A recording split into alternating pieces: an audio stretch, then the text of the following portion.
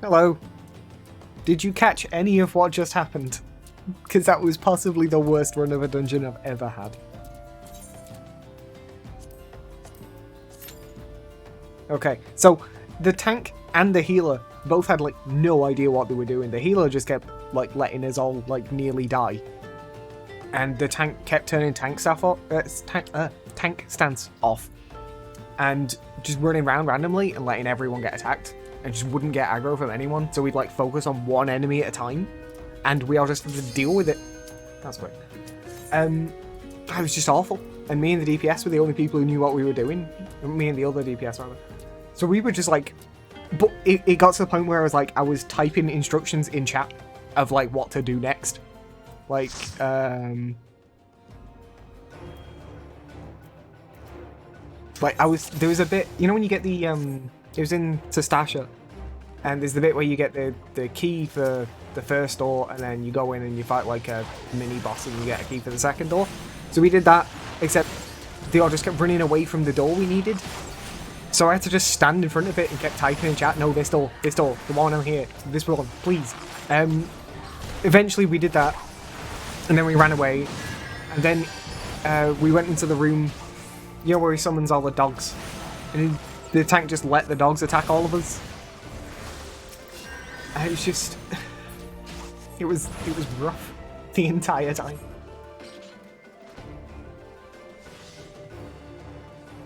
I did get to wear my new hat though, so that's nice.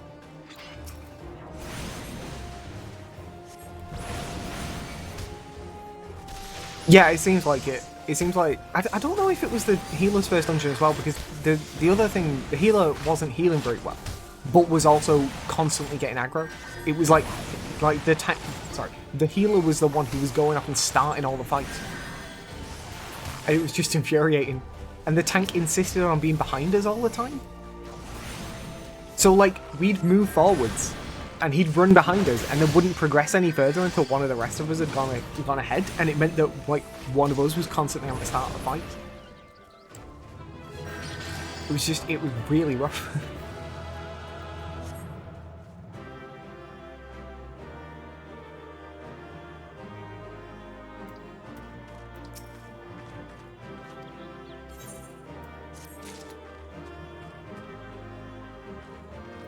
Like, I can appreciate being your first dungeon and it being hard, but that's exactly why I'm playing a DPS class first. Oh, and you missed it as well, but I managed to kill the Stropers, so I don't have to worry about that anymore. So I'm currently stood here because it turns out that to do this I'll go everything quest, I need to make Algoat leather, and I have Algoat hides, but I need Alumen, and to get Alumen, I need to be a level 19 miner.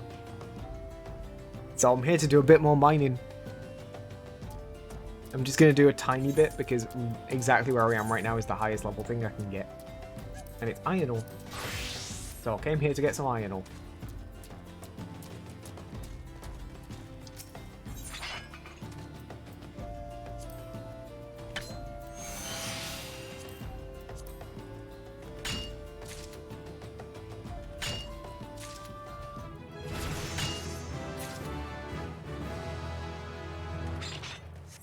How much iron ore do I need to get to level 19, do you think?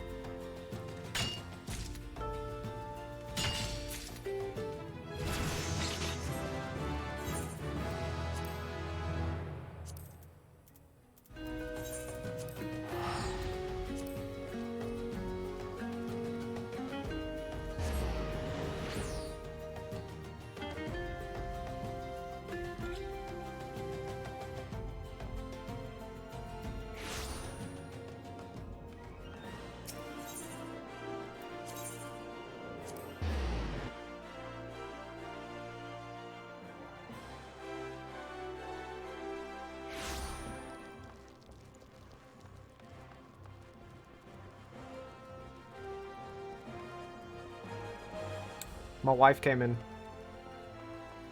and was telling me about an interview she had to do. And, like, she's doing interviews for a PhD, and they usually last about 20 minutes, and this last one took 2.5 hours. Because the guy wouldn't shut the fuck up. So she was just telling me about it.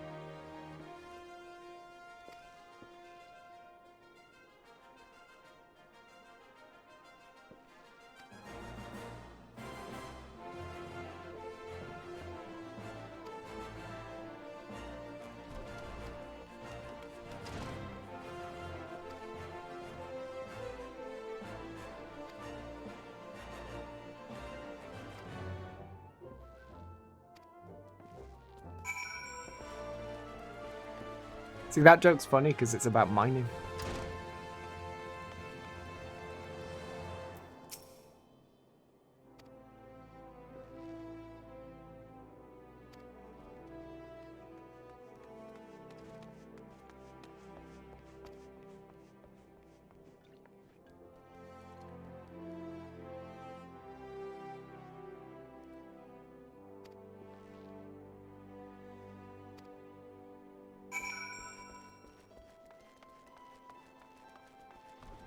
There we go, we've reached the high quality bit where everything starts taking 16 hours.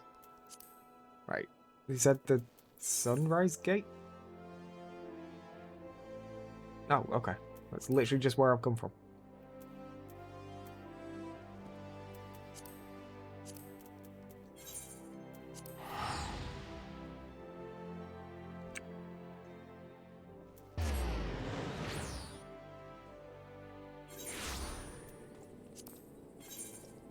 I was really hoping that I'd managed to get...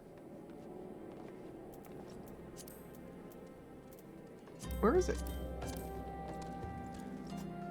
Oh, that's what I need. So I can actually stop doing this and just go get that now if I felt like it. I don't see... Oh, I'm looking at the wrong bit, that's why. Why is it new if there's nothing there? Oh, if that's useful, it's like right next to me.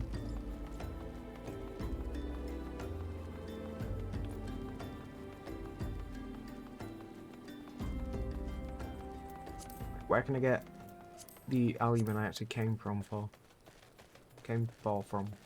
Yeah, came from. Dry bone. Okay.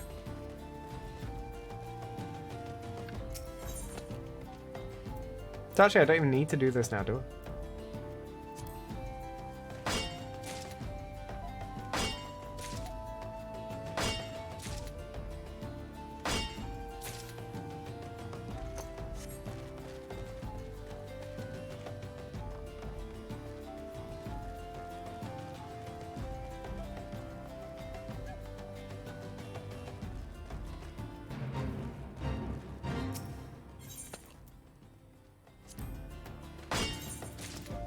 Right, how much? 25.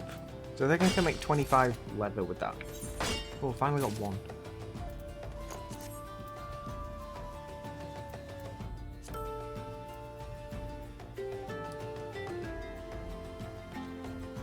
Right.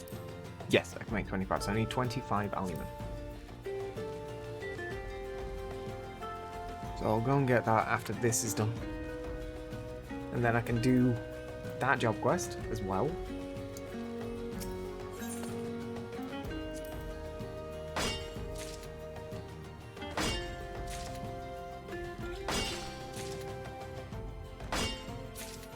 Do I have any skills that'll make this faster? Yes.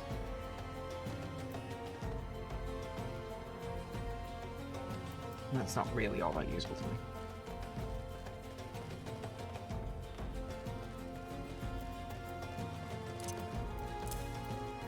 So that's automatically.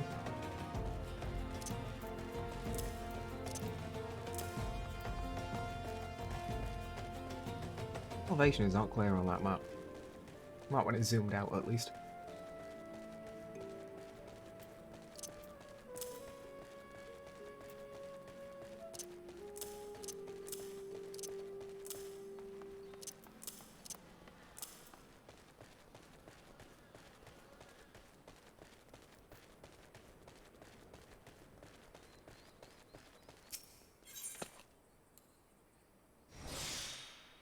Oh, can I just use this multiple times? No, it doesn't do anything.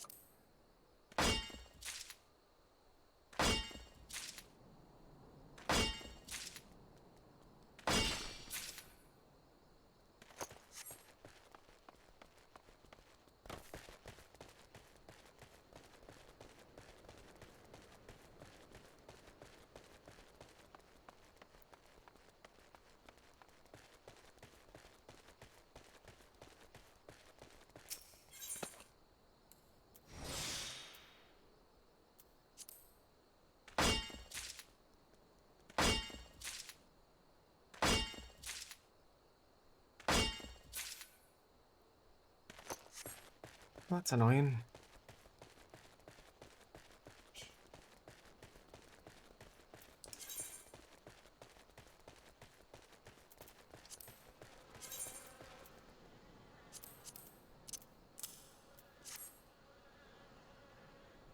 Oh, I just wasn't far over enough.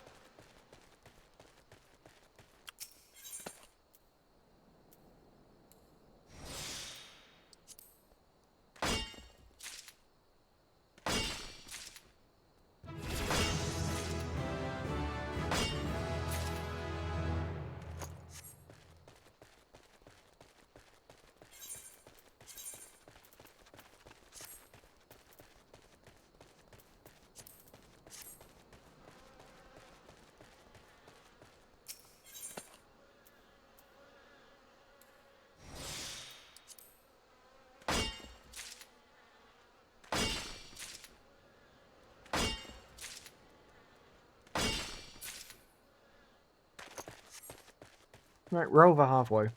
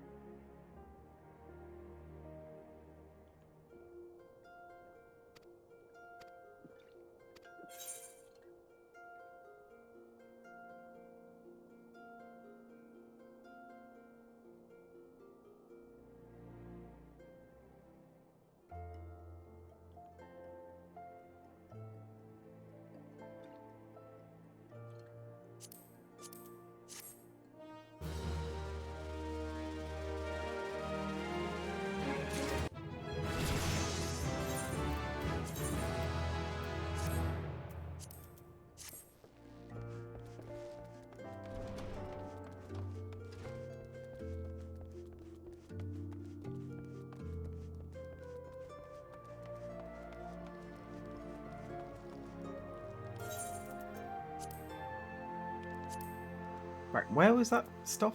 Dry bone, wasn't it? I remember now.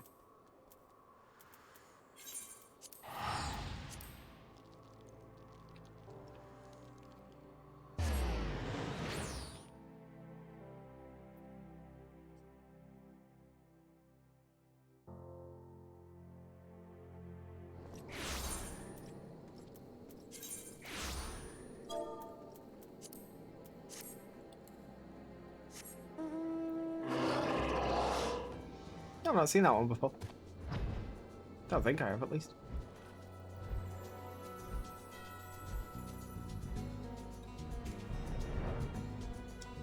I'm just thinking how weird it looks, like this miner relaxedly? You know what I mean? Sitting on the back of a behemoth.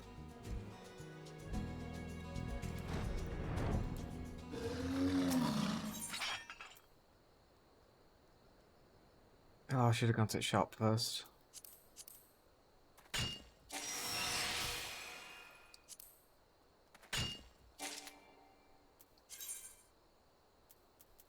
Oh no, I can get rid of that. No, at least let me get the aluminium out.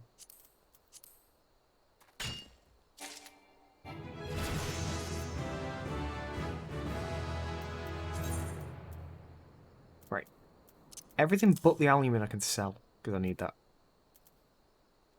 And I can buy all the rest of it as well. Just the aluminium I can't.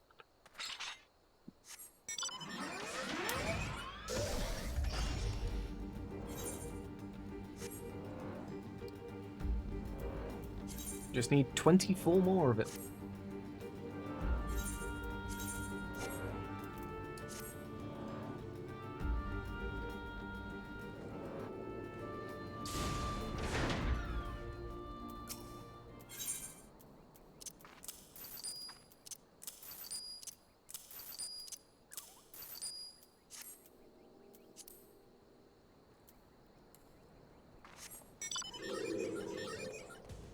Hand.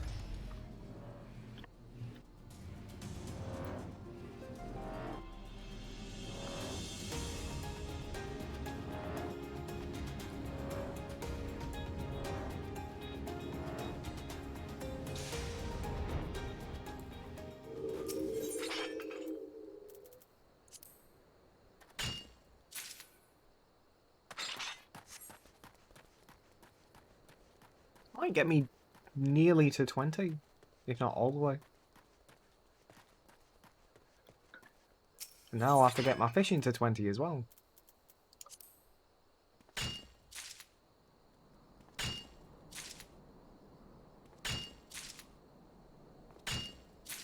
I just realised I got a new recruit, didn't I? I forgot to check it. Was that after? Yes, that was after I went to the barracks. That's why I forgot to check.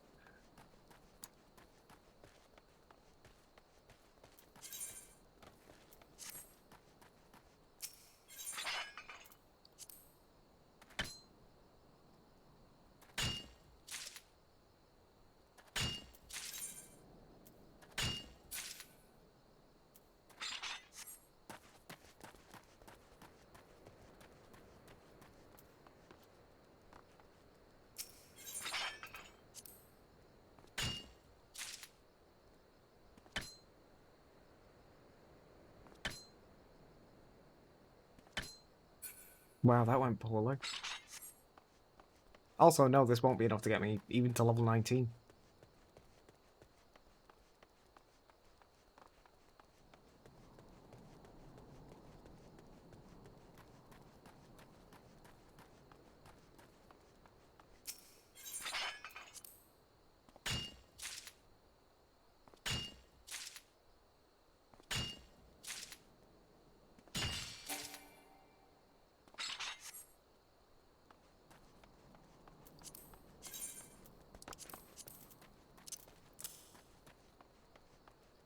Just 11 more.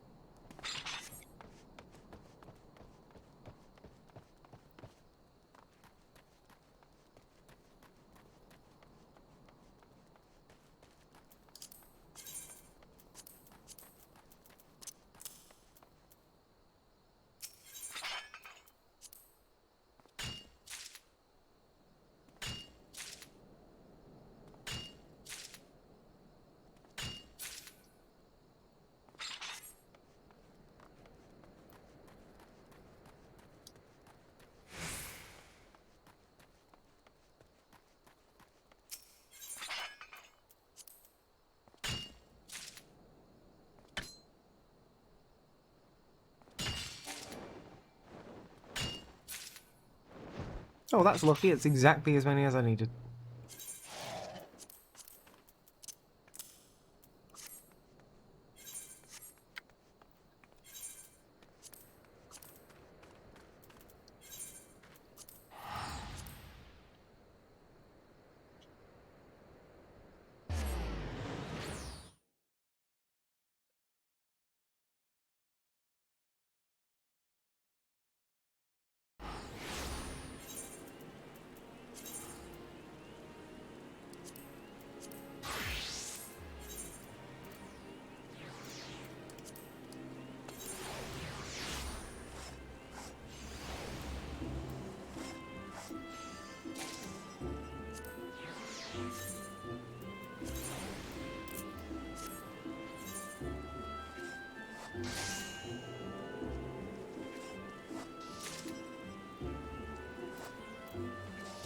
Why can I not look at my crafting log while I'm doing this?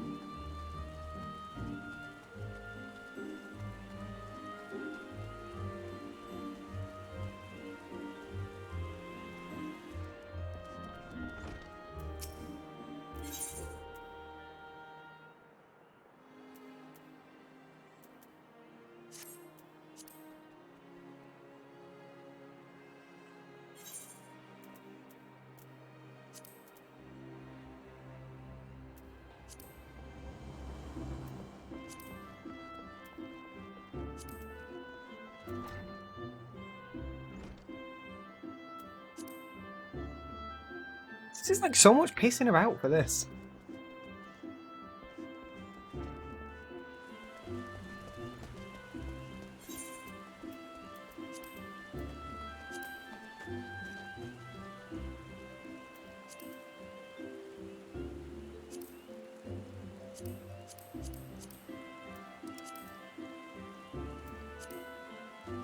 I was just like, I wanted to do this one thing. It's just like, I've got to go do a load of mining, then do a load of weaving, then I can finally make all of the things I need to make the one thing I need. I don't know why I'm running. Anything I can sell? Not right now. Stick that there though. Right, let's go to the barracks while I'm here, and then I'll go off and do the weaving stuff.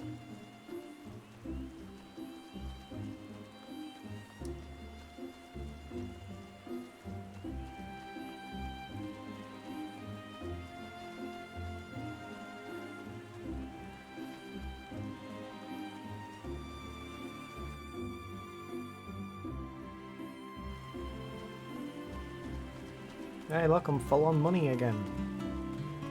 Nope, that's not what I wanted.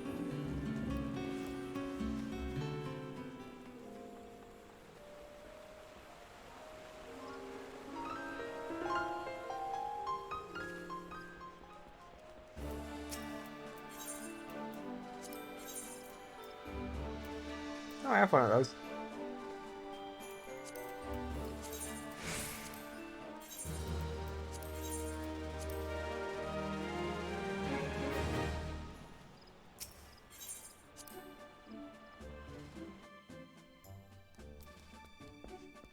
The training's done.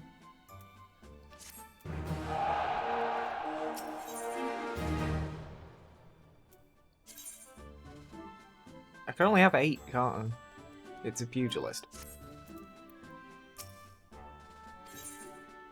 Yeah, but I want the other one. They said I had 2. I don't want this one. Can I not look at the other one without making a decision about this one first? That's really annoying.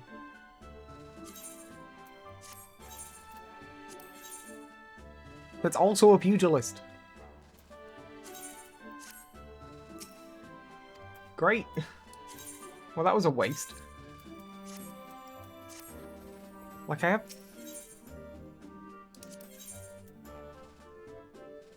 have 3 DPS, 3 tanks, and 1 healer. I need 1 more DPS and 1 more healer, so I could have taken the pugilist actually, but I know I can like get the things that let you change the classes, but right, what's the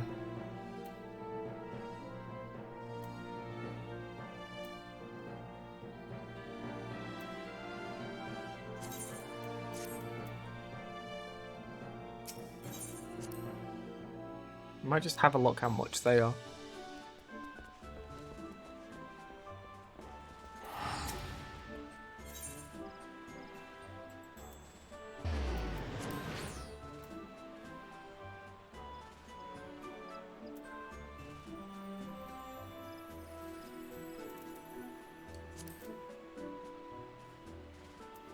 I know they exist. I've got one. I just thought I could buy them. But apparently I'm wrong.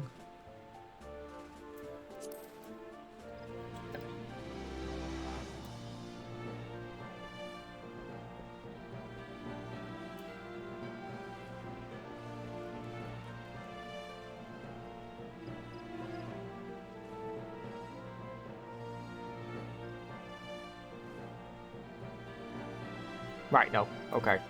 I can buy them, I just can't buy them yet. Which is really annoying. Yep. So I'm gonna have to get rid of someone out of my team. Probably just the lowest level person.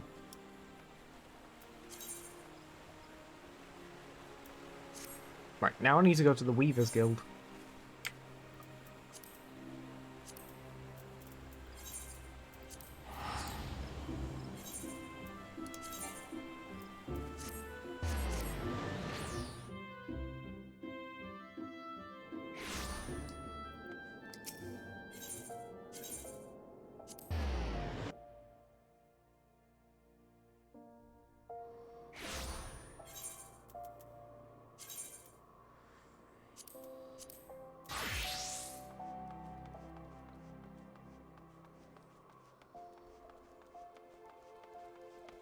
That is not the right place.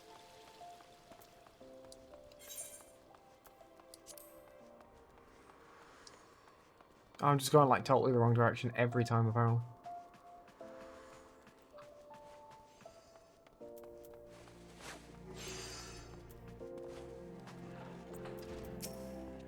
Right, so I need cotton balls.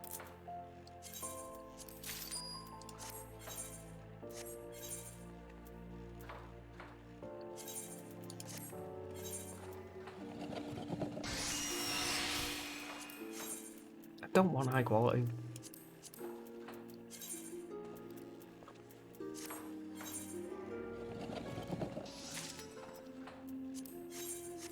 Right, now I can switch back to being a leather worker.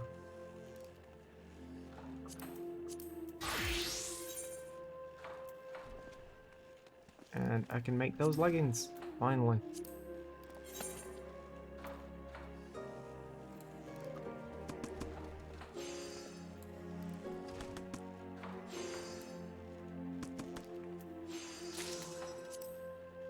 Right, let's just double check.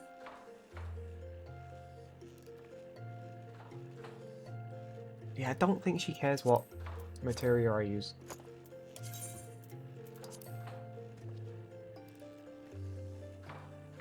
Meld.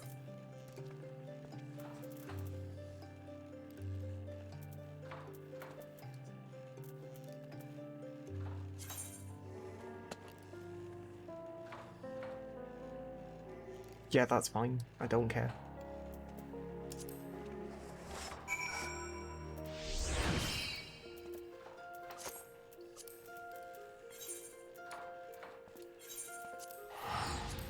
I just want to get the quest done.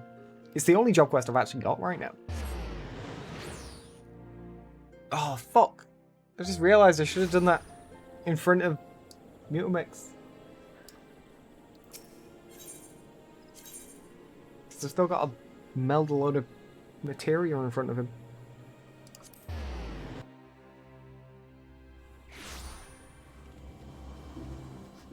Like, that's one of the only other quests I've got. I don't have that much. And like, barely any of the armor I've got actually has slots for material. And all of the material I've got is, what's it stuff?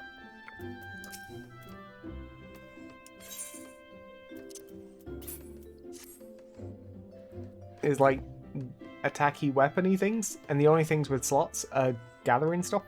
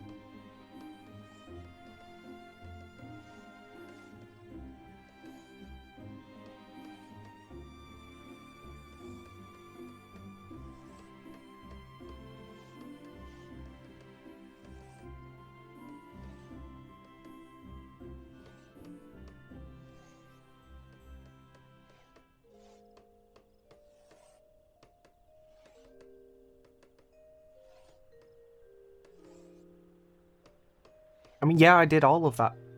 I did literally every part of that step, like, process.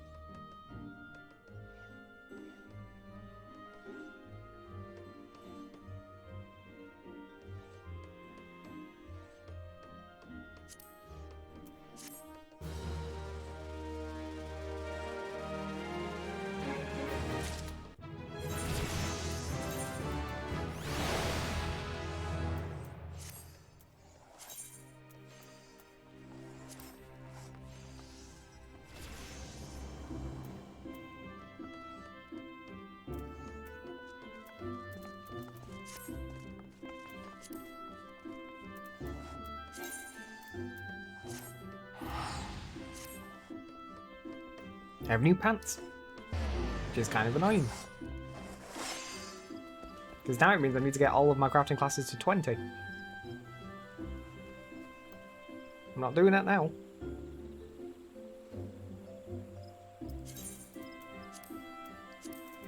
But look at that, one whole extra slot. It's actually 2 because I got that today.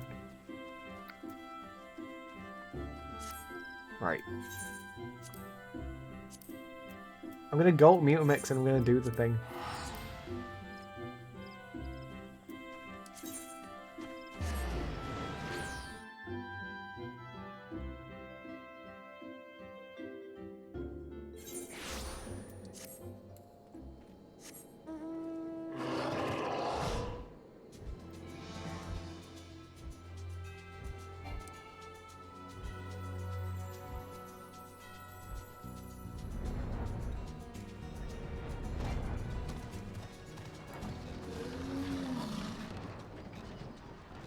Right. Ow. Right, I can extract materia from these gloves.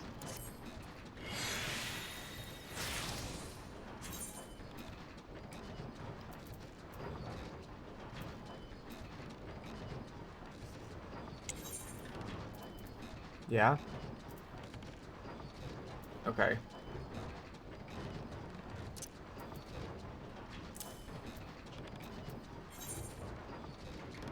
Oh.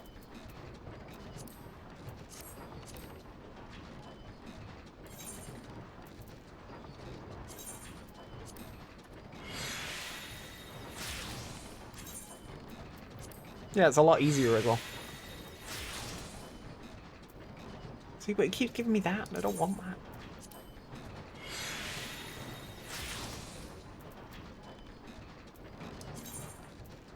Now I'm getting loads of material I don't want.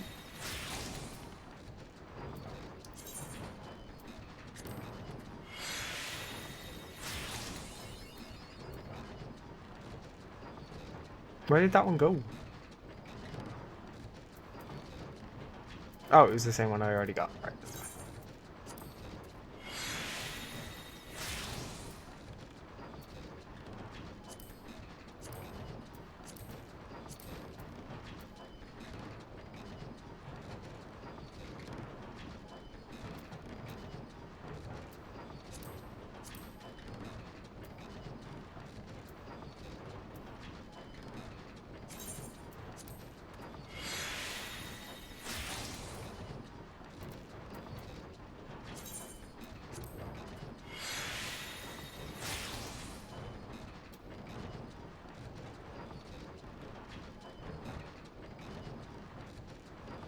Right, so I'm kind of guessing, but I assume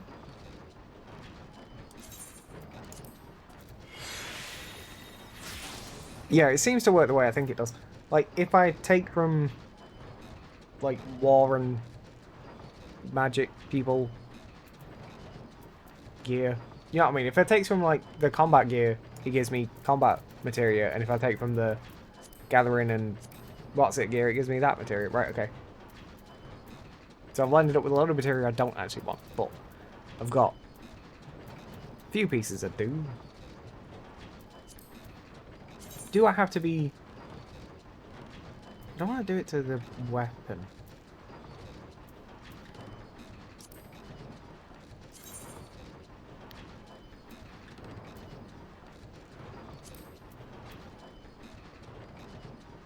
Right, it's crafting, isn't it? So I want control on this.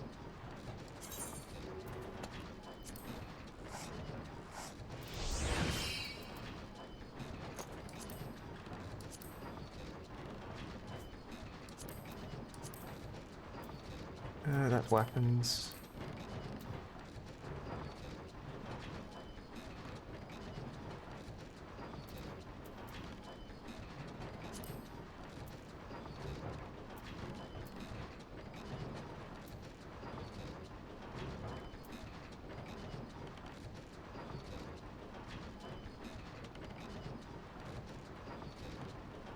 That's weird. Does it just not have slots for it? Right, that's crafting again. That's plus GP. That's what I want. Oh, okay. So that's why I can't do it yet. So you can only do it to stuff that you're at the right level as. That makes sense, but it's annoying.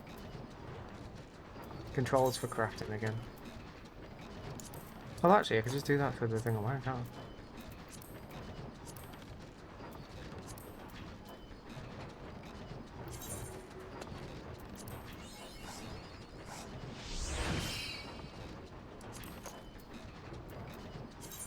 More crafting. Right, that's all of my crafting mods. That's gathering, that's gathering. Right, so let's switch to... What was this one? Perception. Can give that the gathering ones.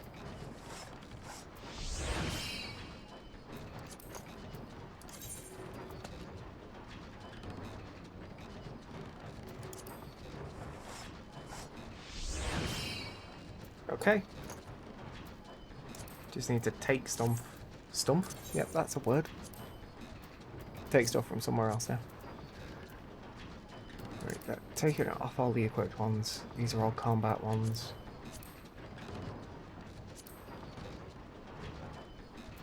That's all combat stuff. That's all combat stuff.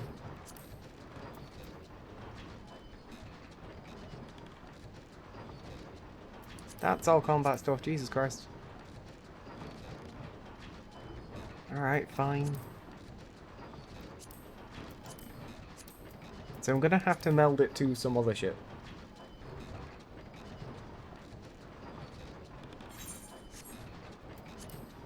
What am I doing? Right. Get back into this menu.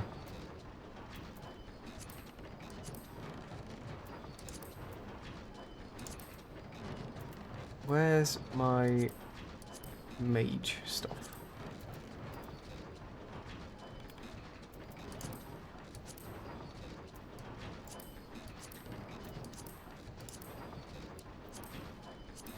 Okay. What's this? Strength, dexterity, vitality, and direct hit rate. None of those.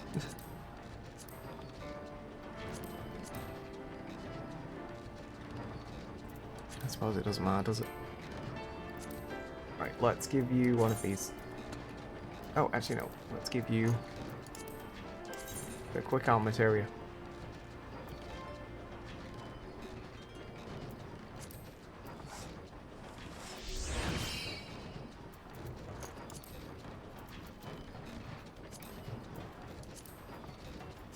And then let's give you the battle dance materia for the sake of it.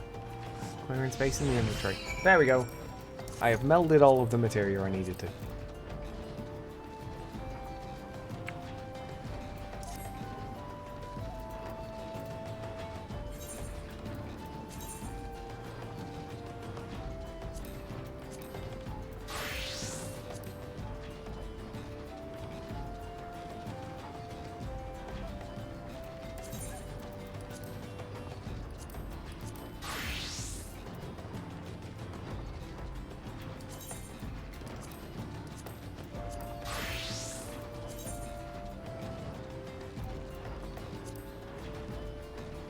I just didn't want to put weapony stuff on non-weapony gear. I didn't see the point. What the fuck? One of my crafting classes is 25.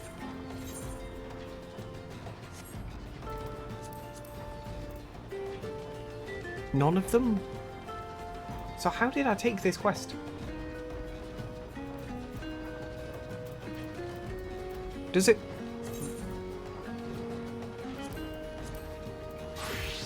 Oh, okay, I can do it as a ninja.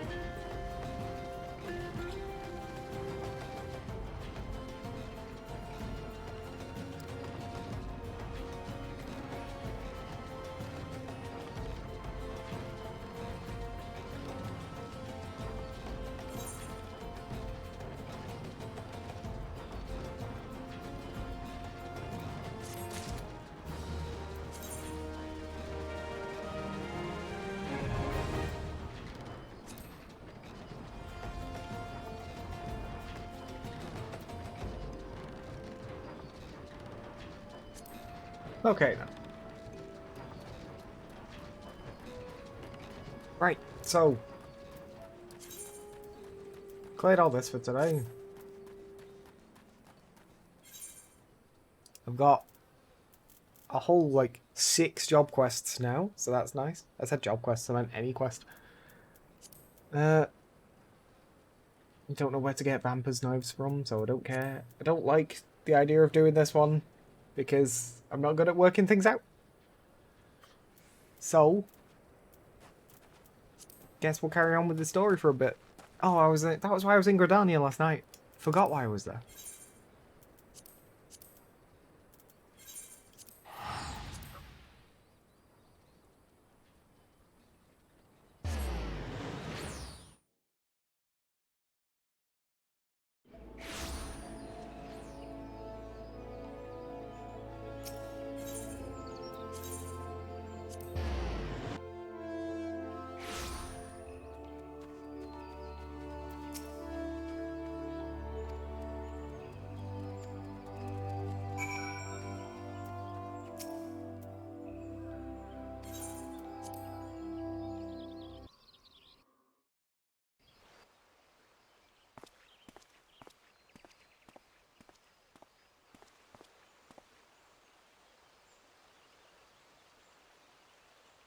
Change has come to the Garlean Empire, and we must discuss the implications.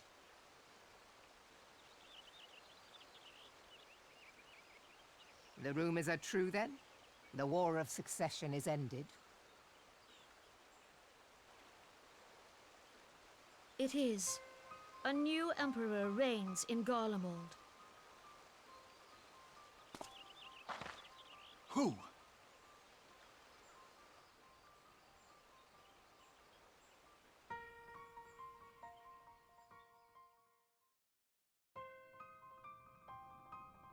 The birth and all too rapid expansion of the Garlean Empire is commonly attributed to the strategic brilliance of Solus Zosgalvis, yet he did not rule alone. Several members of the royal household also distinguished themselves during his reign. Nevertheless, it was the eldest son who stood to inherit the throne, until his most untimely passing. I thought us fortunate when I learned that the Emperor had died without naming a successor.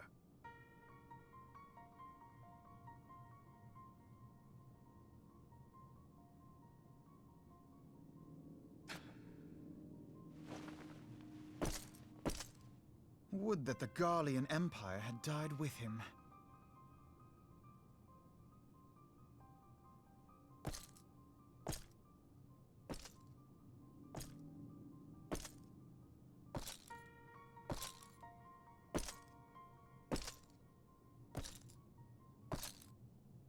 'Twas the grandson and his uncle who had the strongest claims, was it not?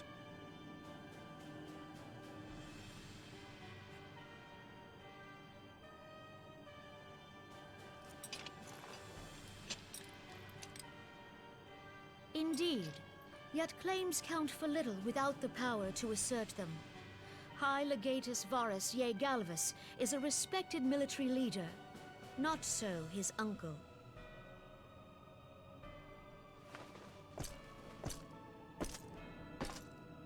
So young Varus has torn the crown from his uncle's grasp and taken his place at the head of the Empire.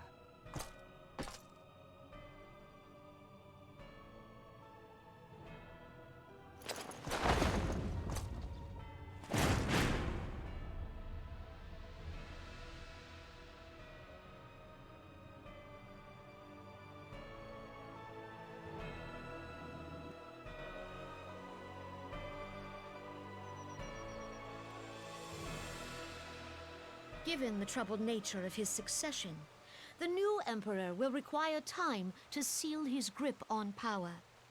Yet have no doubt but that he shall, for there are none left with strength enough to oppose him.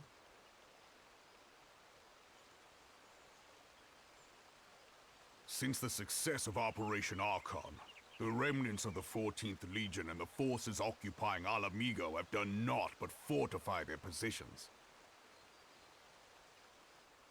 But you can be sure they'll be ready to march on us again, if their Emperor gives the word. When, not if. They say this Varus was so set upon Eorzean annexation that he spoke out against the Meteor Project. Plainly, the new Emperor's intentions are of great concern to us all.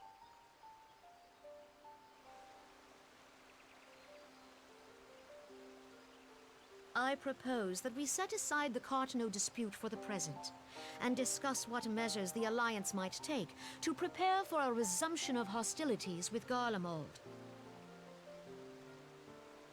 Moreover, I move that we re-examine the question of how our former allies in Ishgard might be persuaded to retake their place at our side.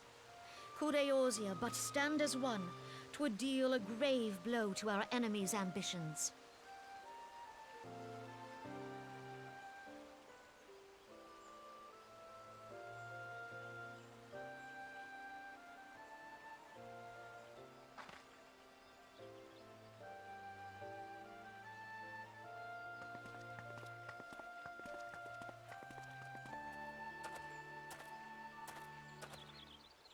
Well, I suppose we should be grateful that they have finally acknowledged the inevitability of Imperial attack. Who knows? They may even do something about it. If only the leaders of Ishgard would follow their example and stop hiding behind their gates, praying for the coming storm to pass them by. But that is a discussion for another time. At present, I am more concerned by the fact that the Alliance's mooted preparations will be made known to the Garleans many moons before their coming. So long as the Ivy eludes our grasp, no secret is safe.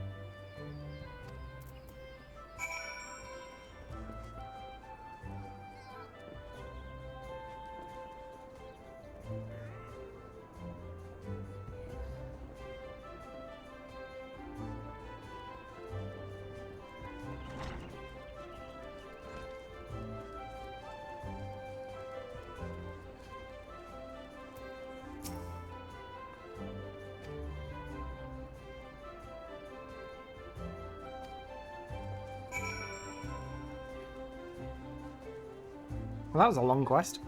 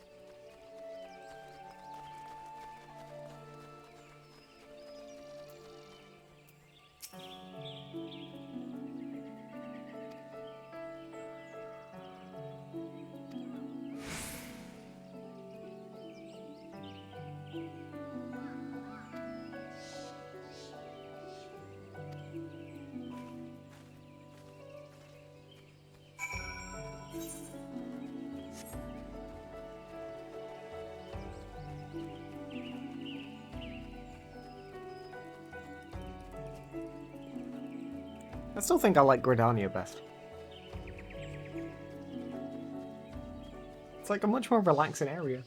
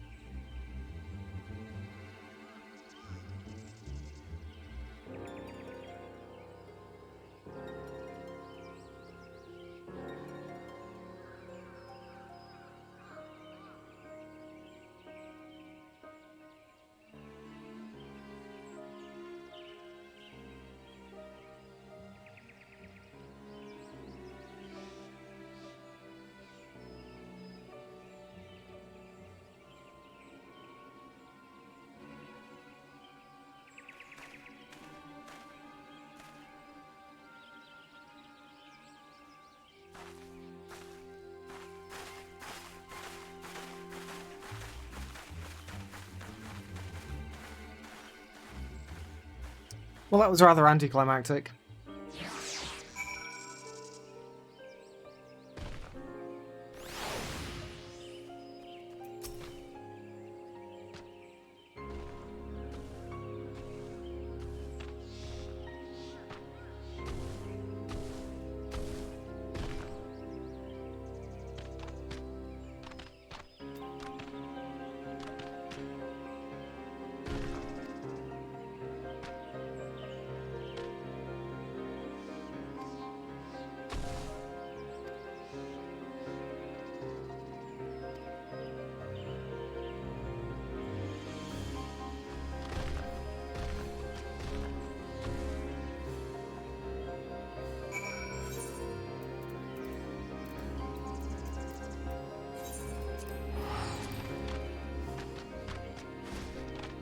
Like, I was expecting something, and instead it was just like one conversation and they're arrested and there is no more issues.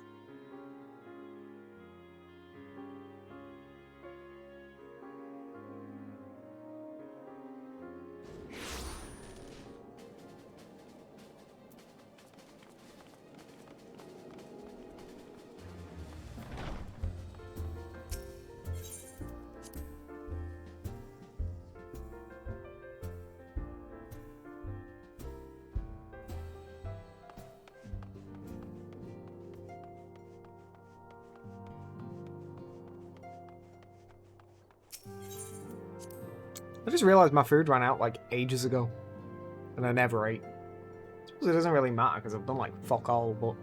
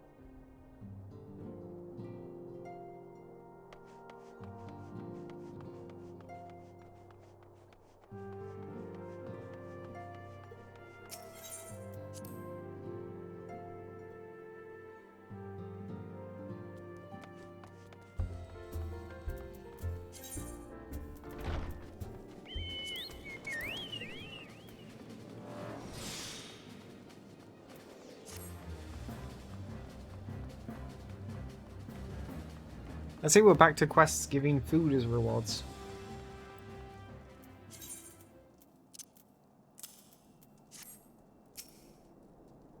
I don't like this.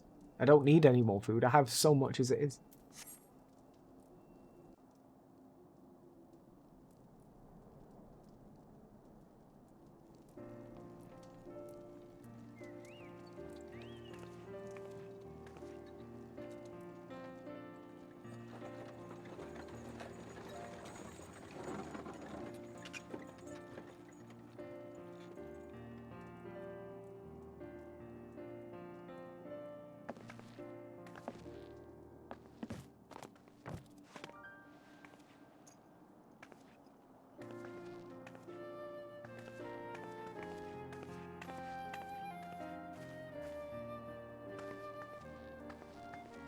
Minfilia, am I right? None other. I bid you welcome to Revenant's Toll, and thank you for traveling so far on such short notice. As if I could ever say no to Urianger. Moonbreeder is an accomplished Sharlayan scholar, and an authority on aetherite technologies. She has played an invaluable role in our search for a means to capture Ascian souls. Charmed, I'm sure.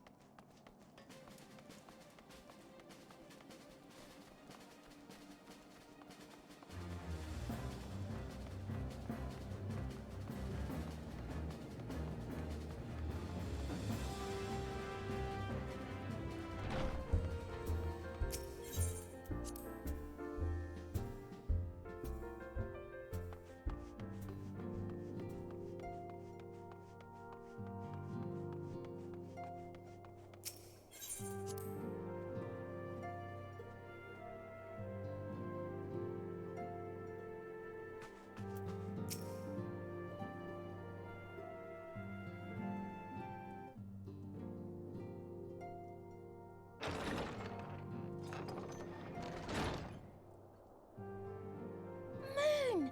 Gods, it's been ages! Oh, longer, sister.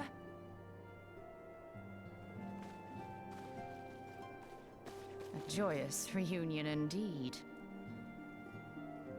Well, of course it is. Moon and I are like twin sisters. Save in appearance and aptitude.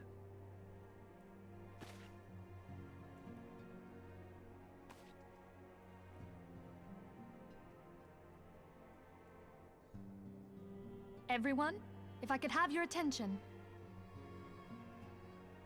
We have with us an esteemed guest who has come from Sharlayan to assist us. I bid Moonbreeder join us here that she might share with us her extensive knowledge of aetherites. Also, as many of you are already aware, she has been overseeing our research into white auracite, a sample of which she has been good enough to bring with her.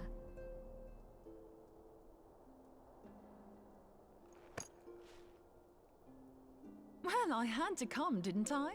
You'd have to be bloody daft to turn your nose up at a chance like this. Where better to conduct my final tests than a land so steeped in ether you can taste it? 'Tis plain the passage of the years hath done little to dampen thy youthful spirits.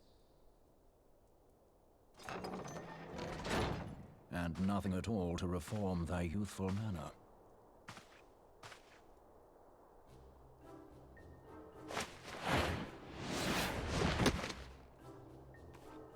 Urianger, where in the hells have you been hiding? Unhand me.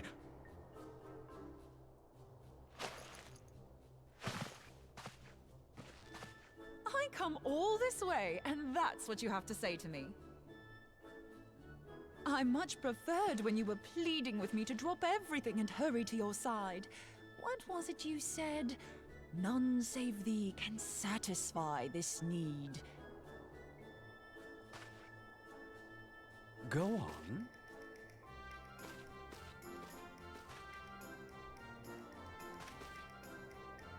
Thine artless attempts to misrepresent mine all too innocent motives do thee little credit. Mine intent, as well thou knowest, was but to impress upon thee the gravity of the circumstance. Lest thou doubt, a deiform entity shall shortly be summoned, save if thou and no other grantest my compeers thine aid. You still haven't found it then, your missing aetherite? We have not. No. We know that Iceheart teleported to an aetherite not far from the first. Yet even after careful analysis, we could not locate the second beacon. We now suspect that the heretics destroyed the second aetherite to impede our pursuit. Our allies continue to scour Snowcloak for Iceheart's sanctuary, but we have no guarantee that they will find it. Yet it must be found, for even now Iceheart prepares to call upon Saint Shiva. I'm sorry, but if the aetherite's been destroyed, then that's that. Although, you're absolutely sure she used the first aetherite, are you? She didn't just use teleportation magics? One of our own bore witness to her escape. I can say with absolute certainty that Iceheart used the aetherite.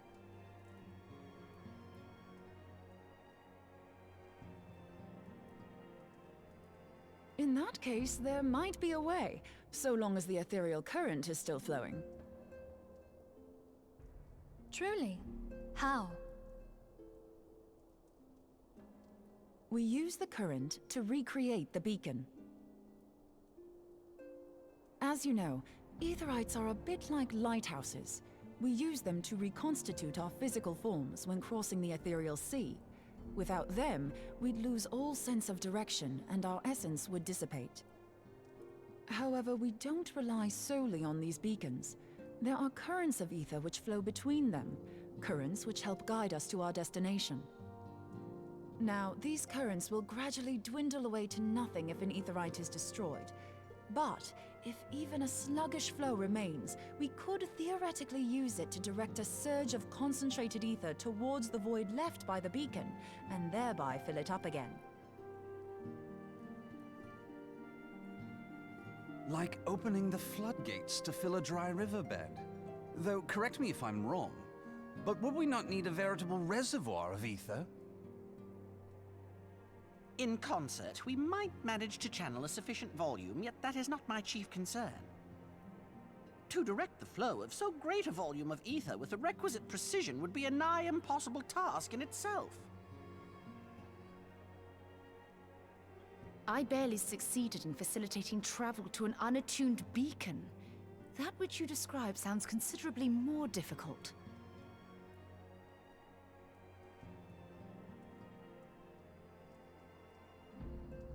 And dangerous. Every person who has attempted to teleport in this fashion has died in the process. They, however, did not have white aura sight at their disposal. I can use it to channel all the ether you can give me into the aetherite. However, white aura sight cannot retain ether for an extended period of time, so we would need to infuse it immediately beforehand. Just so you know, I'd confidently give this plan better than even odds of success. And if the worst comes to worst, your people won't suffer. Though it risked the lives of our best and brightest, we have not the time to seek other options. Why can I not just fly If the there? ethereal current still flows, we shall carry out Moonbreeder's plan. That's the spirit. Let's roll the dice.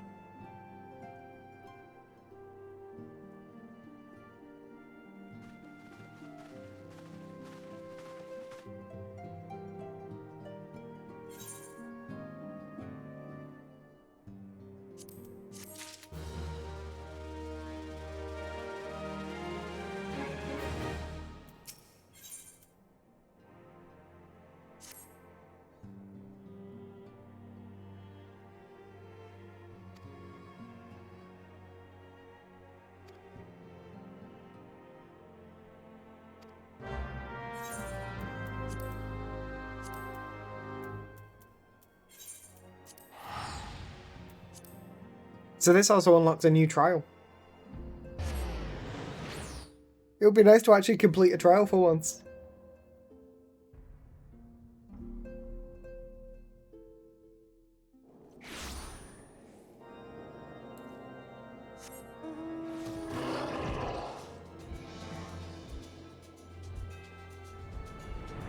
Nope. Still just there, waiting for me. I'm just not in the mood to queue for it anymore. I'll go back to trying at some point, but I was wasting so much time just queuing for that and doing other things in the meantime. Like, I basically didn't do any story for like 5 days because of it.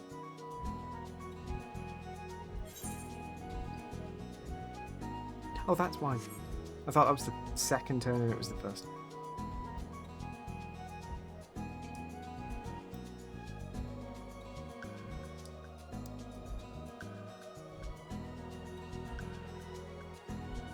That was very white.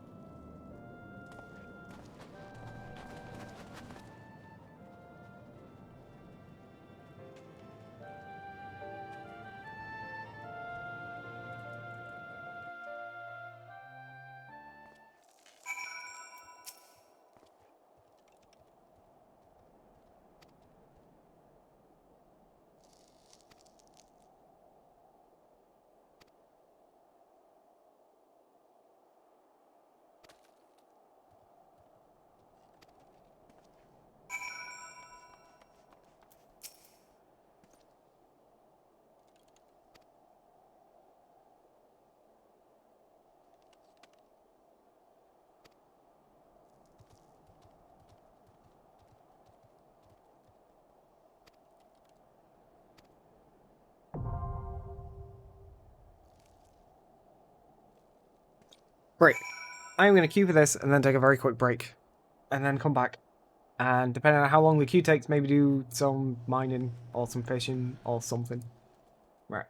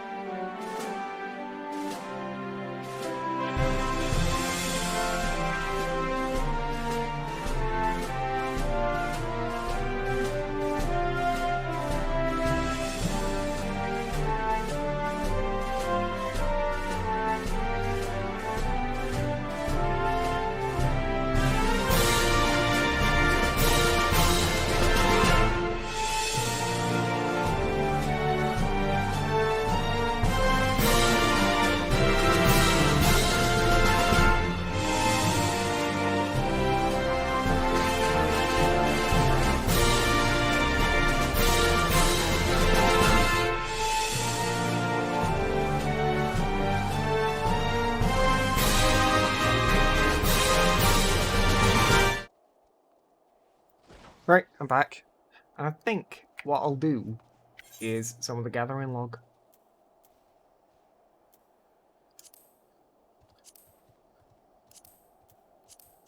So, Peace Garden, Skull Valley. Okay, let's do the Skull Valley ones first.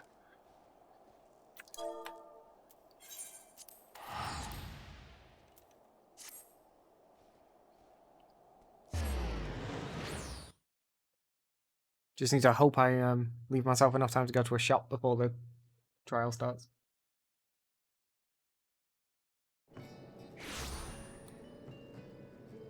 Oh, my Chocobo's gone.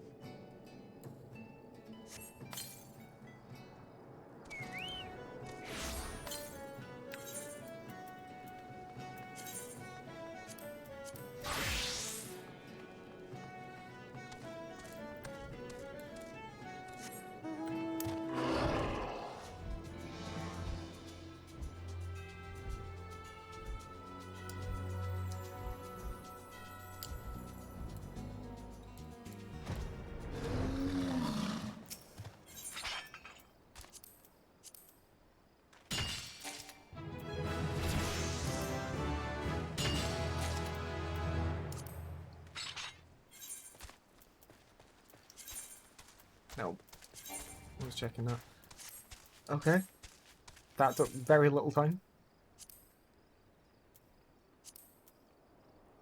Where was the other one? North Shroud, I think it was? Yeah, Peace Garden.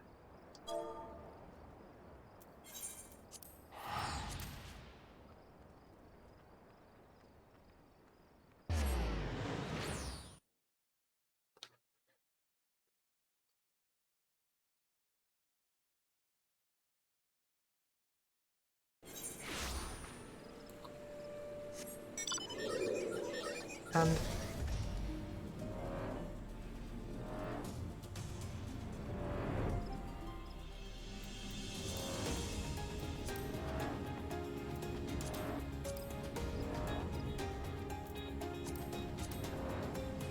oh, lucky for me, they're all in Blackbush.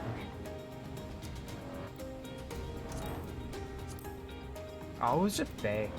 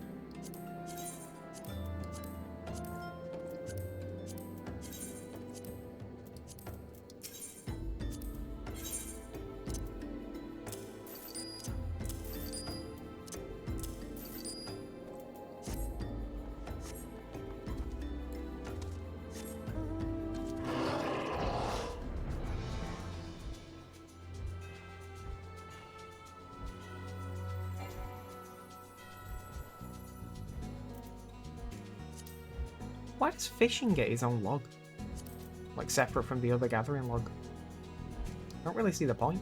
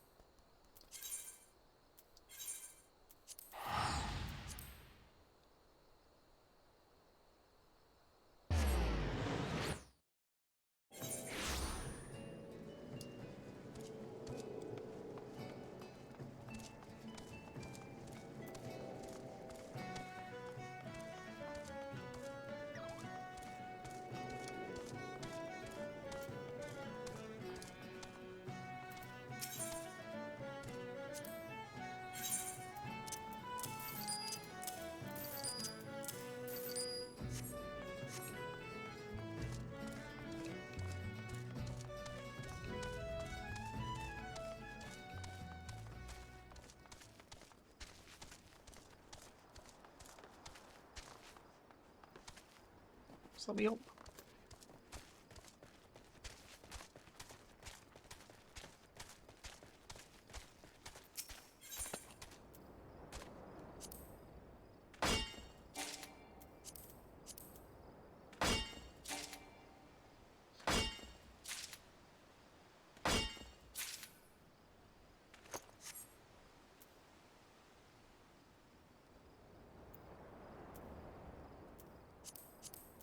Stay here and get some more mudstone.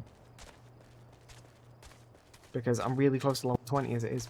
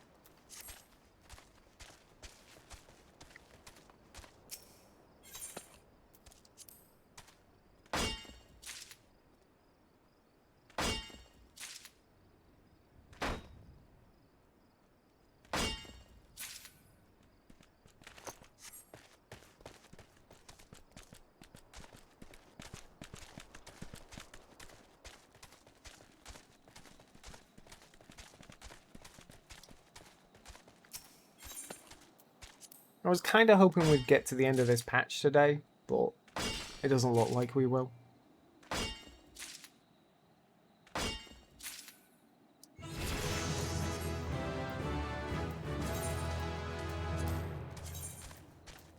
Actually, it doesn't matter if I'm going to sell it all anyway.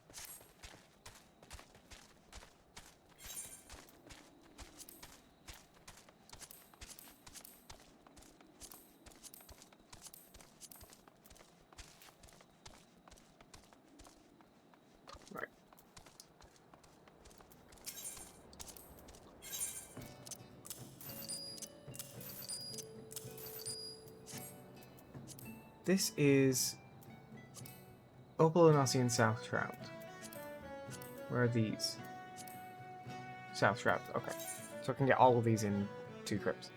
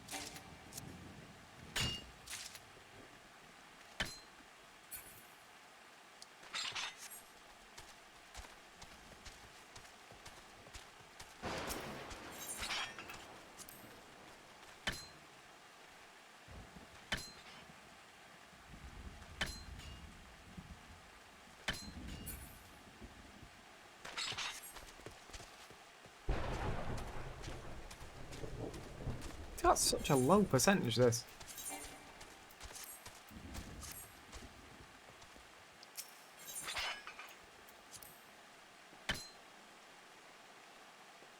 I only need 1. There we go.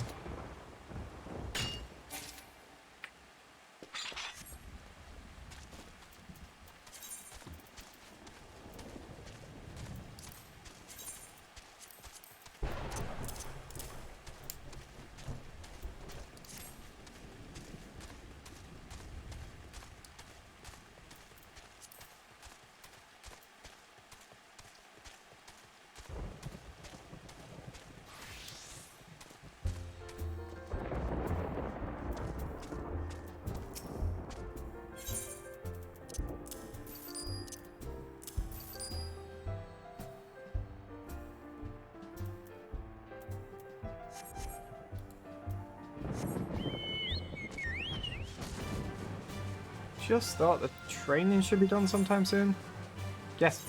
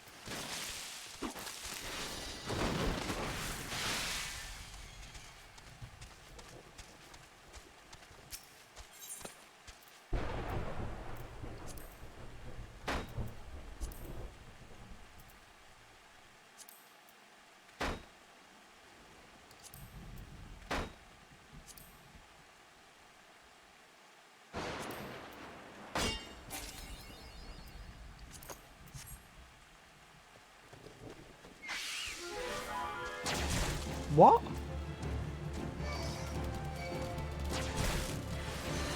Oh, apparently my miner doesn't have the auto sneak. So I have to turn it on. I forgot about that, because Botany just has auto sneak.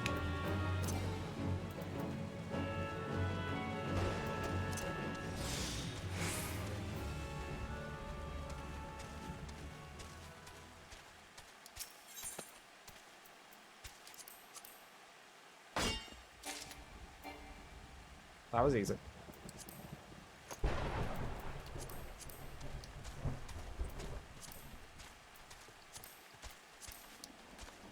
They're all in the same place. But I'm gonna go sell this shit first.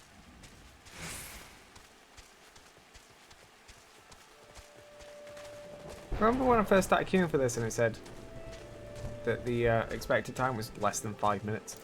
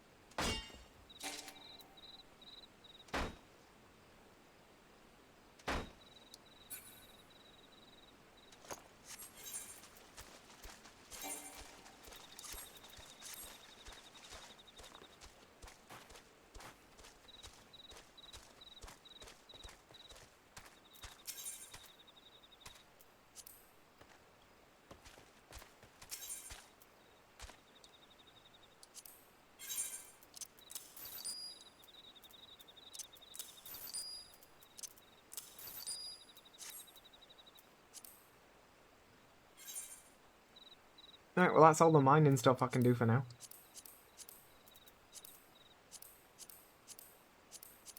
Although actually, I suppose I can go take the next job quest. Nope. Wrong area.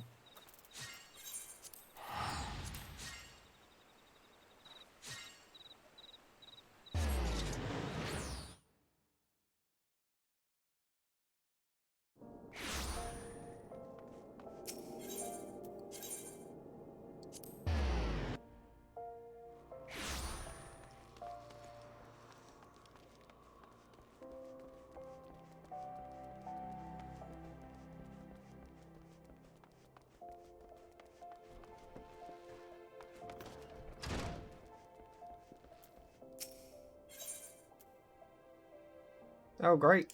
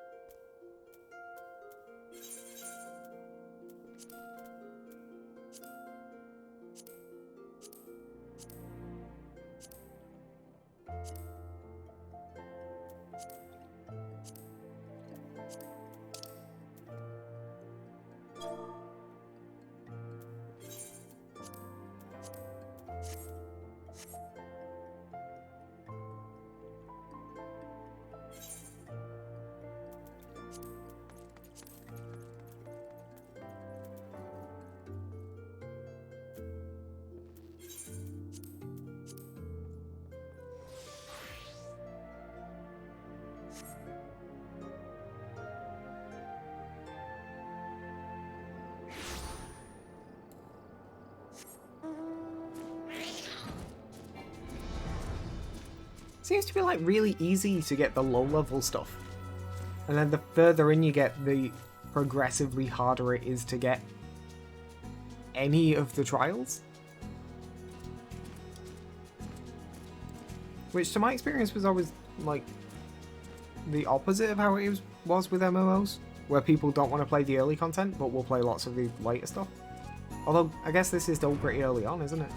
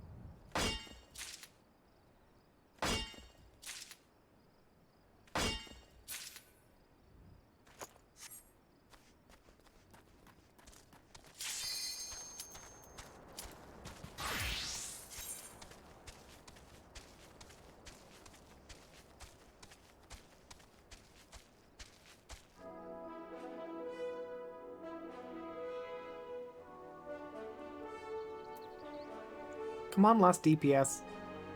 There we go.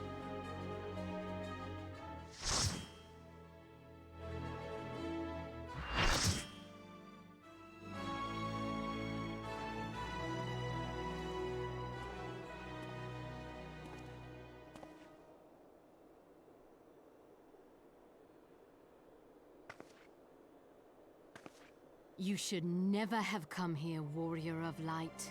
I labor only to forge a lasting peace. A peace you would deny us out of ignorance and blind faith. No matter. If it is our fate to be at odds, then it is mine to strike you down. We whom gods and men have forsaken shall be the instruments of our own deliverance. Partake of my flesh. Fill this vessel with your light. Walk amongst your brothers and sisters once more. Oh, Saint Shiva, still the hatred within our hearts and bless us with eternal grace.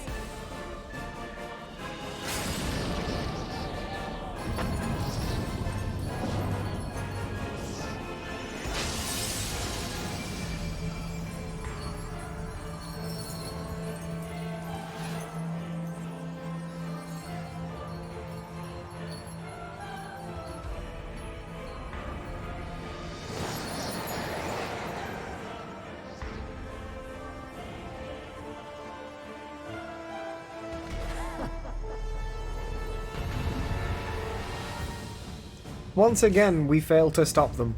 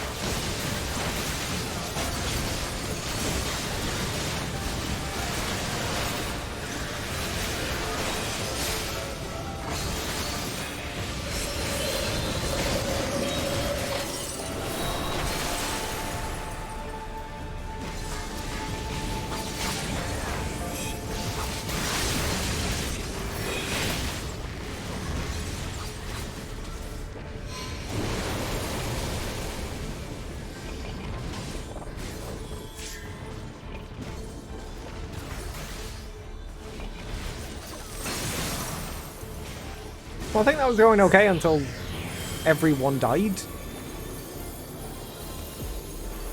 Like, one of the healers died, and one of the tanks died, and then after that I noticed I died.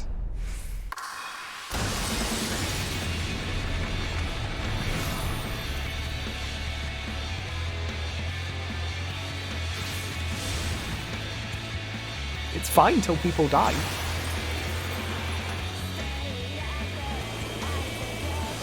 This song's a bit weird. Can't say it was what I expected. Especially after playing Ramu for so long, and now we get this.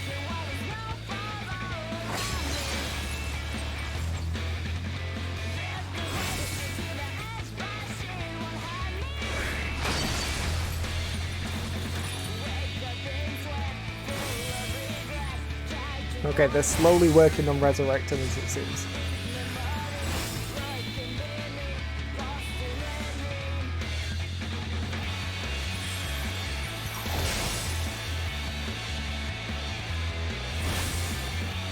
But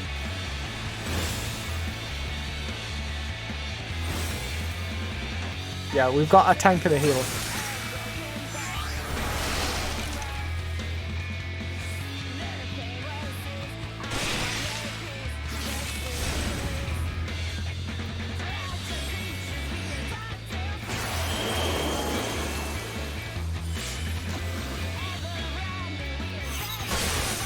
Why did you stay stood in it?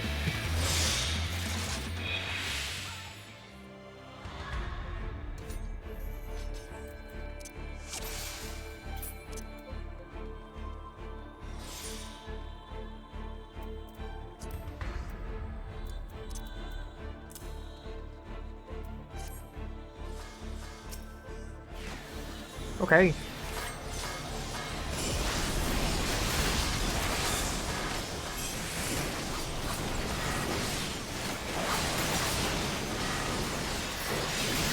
The one I meant to use.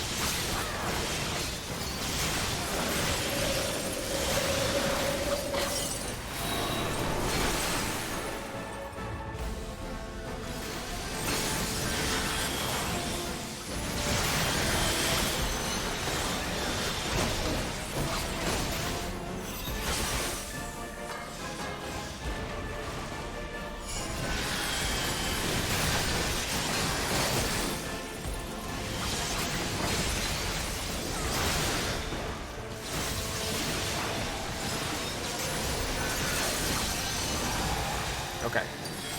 Now the icy people are here. So this is where I died last time. I don't know if I did something wrong.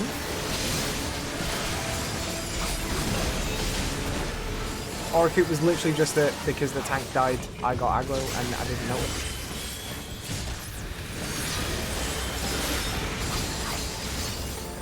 Because this time it seems to be going much better.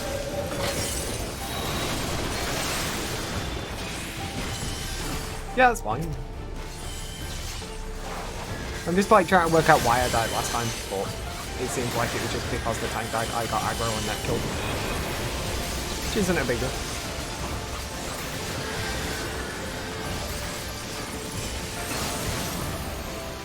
We're gonna get back to the song now.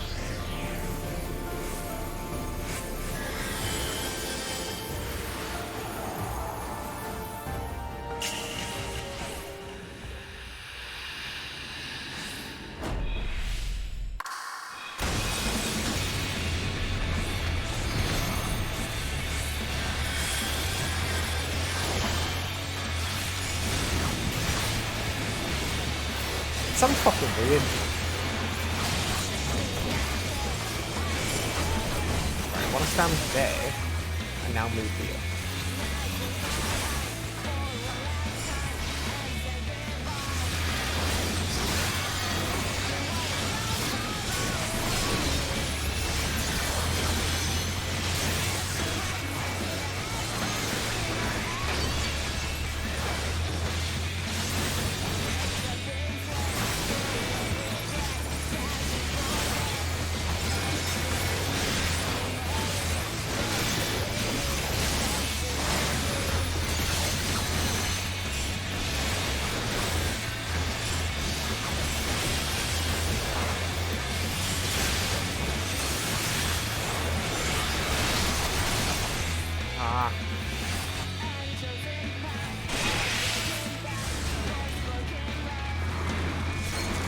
Oh no. But we'll do it this time. It's fine. Like, that was the easiest one we've had in a while.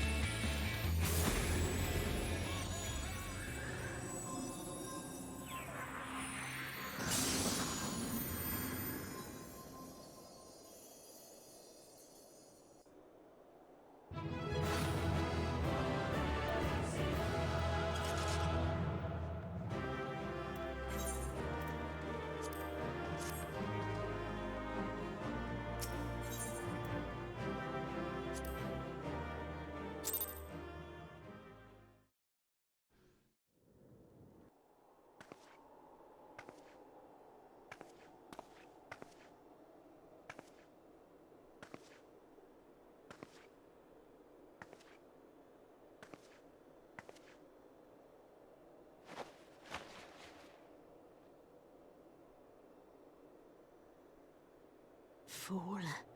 Blind, bloody fool.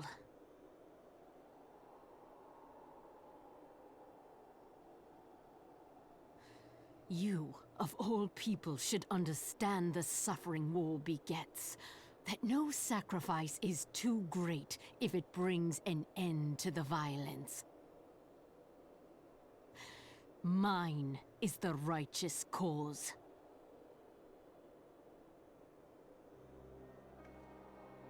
You fight in a war you do not understand. A pawn of liars and schemers.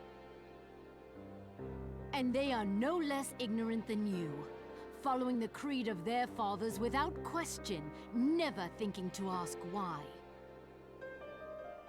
Trapped in a delusion of their own creation, and blind to the truth.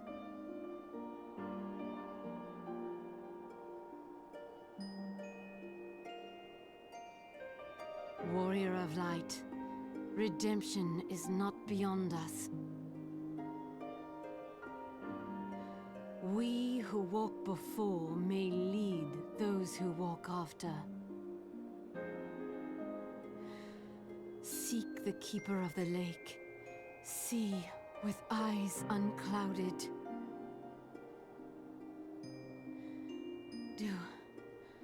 Do not squander Mother's gift.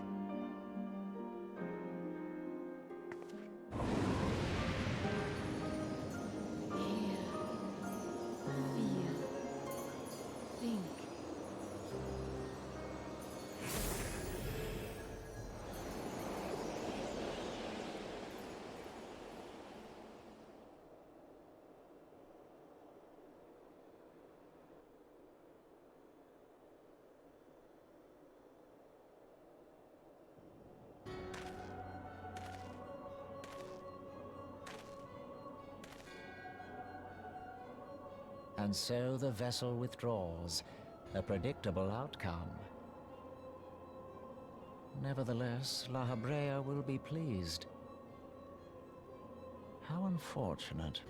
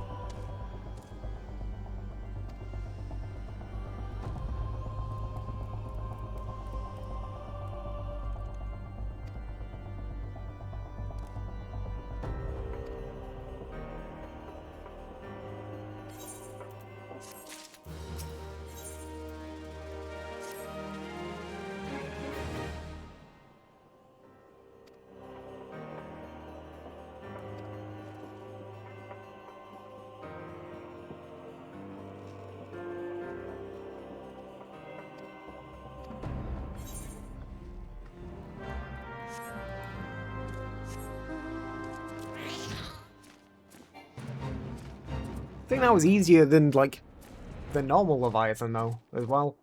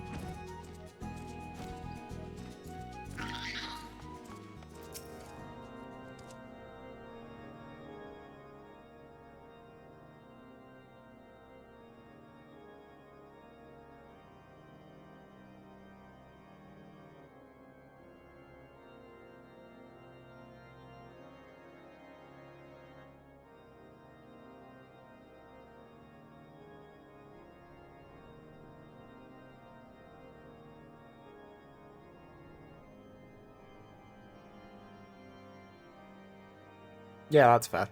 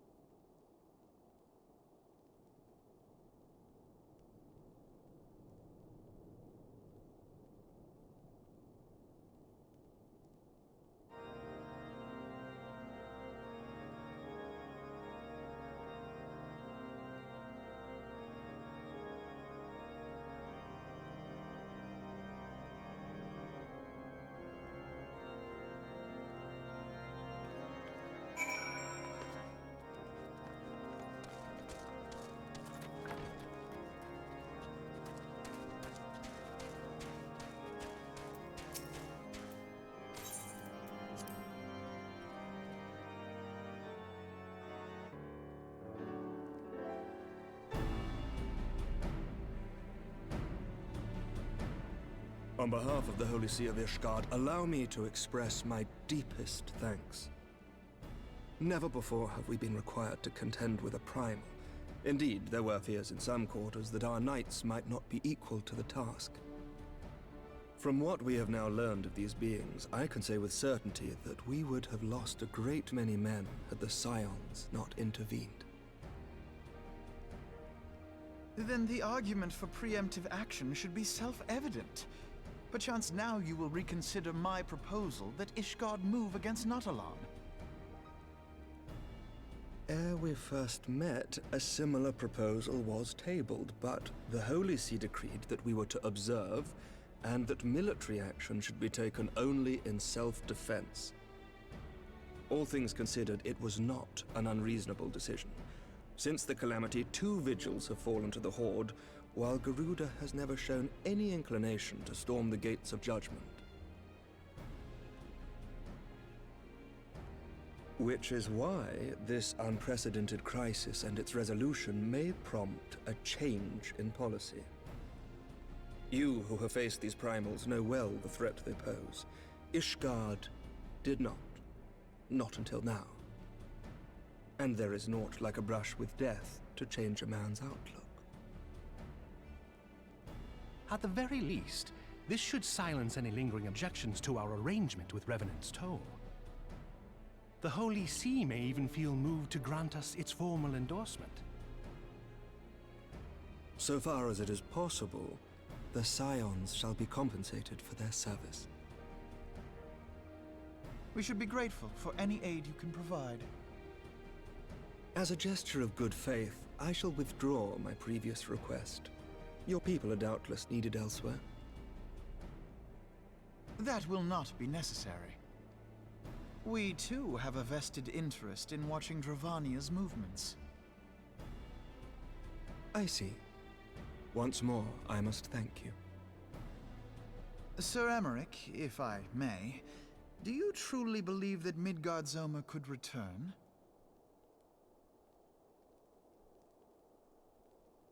The heavens are a window unto truth, but those who interpret their movements are not infallible. I requested your involvement as a precautionary measure. But of course, you sought an excuse to compensate us from the first, mindful of what would happen if Revenant's Toll were taken by your enemies. Ishgard is not wont to aid its neighbors, but that does not preclude it from manipulating them to serve its own interests. Choose your next words carefully.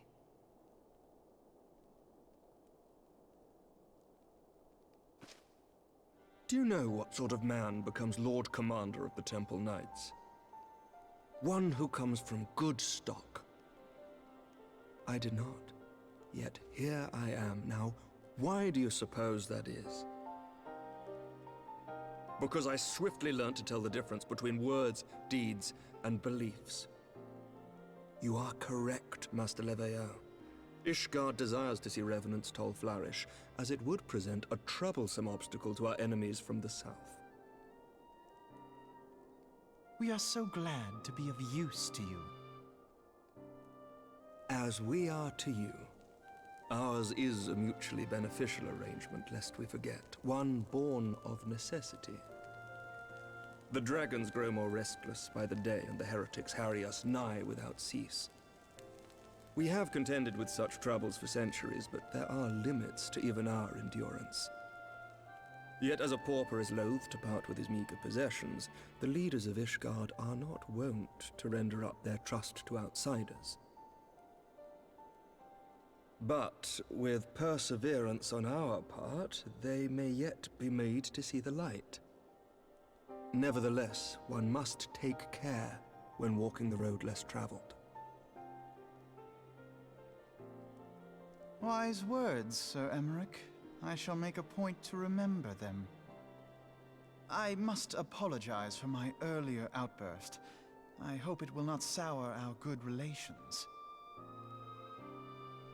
Not at all. You but spoke from the heart. I trust you understand that at times my duties may prevent me from meeting with you. On such occasions, my second-in-command will speak for me.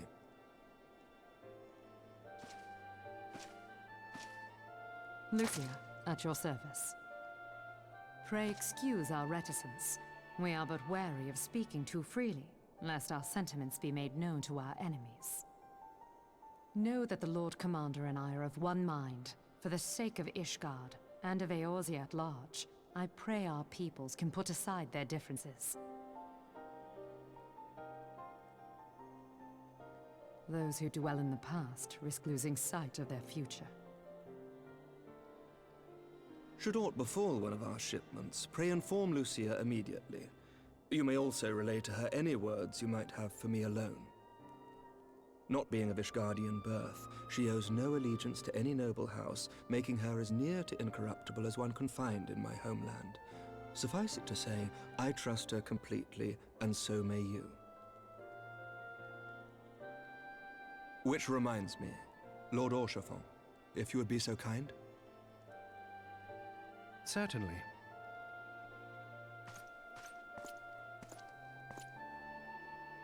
In times such as these, trust is ever in short supply. Mayhap this will go some way to rectify the problem. The results of our investigation into the heretics' recent attacks, as well as our interrogation of the merchant you detained. Sir Emmerich, I cannot thank you enough. Think nothing of it. Ishgard may be many things, but it is no friend to Garlemald. Did I not tell you to have faith, my friend?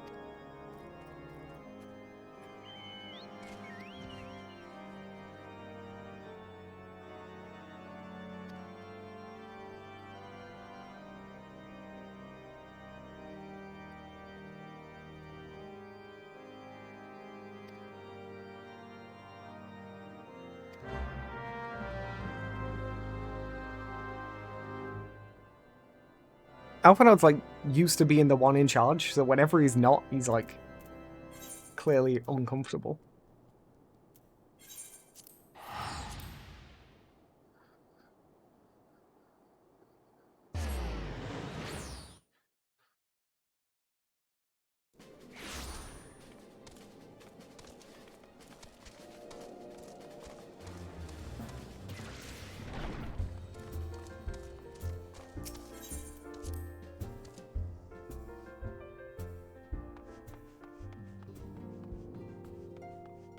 I'm going to try and finish the patch. I've got this quest and 2 more left. So I don't mind going a little bit longer if we can get the patch finished.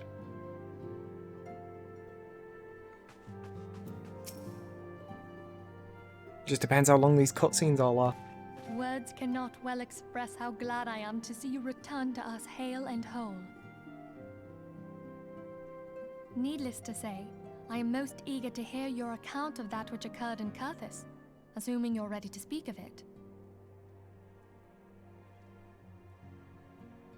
Excellent. I shall summon the others at once.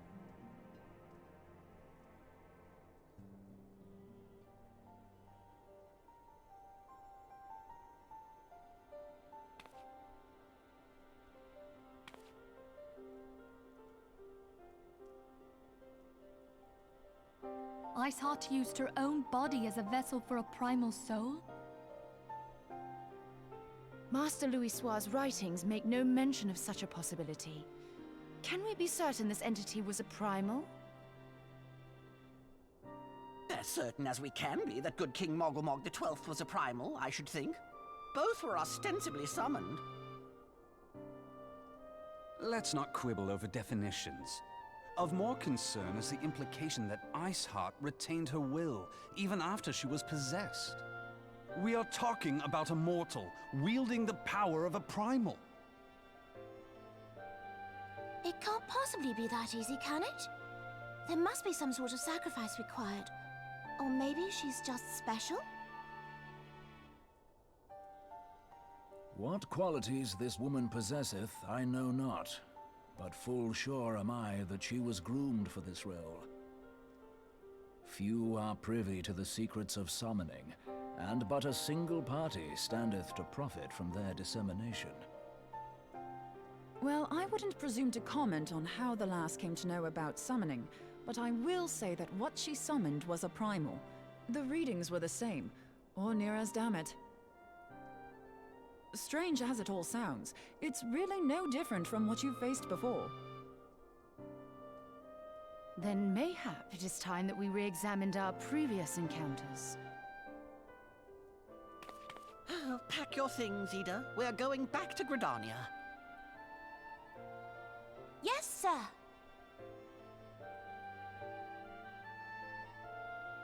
About Iceheart's final words to you.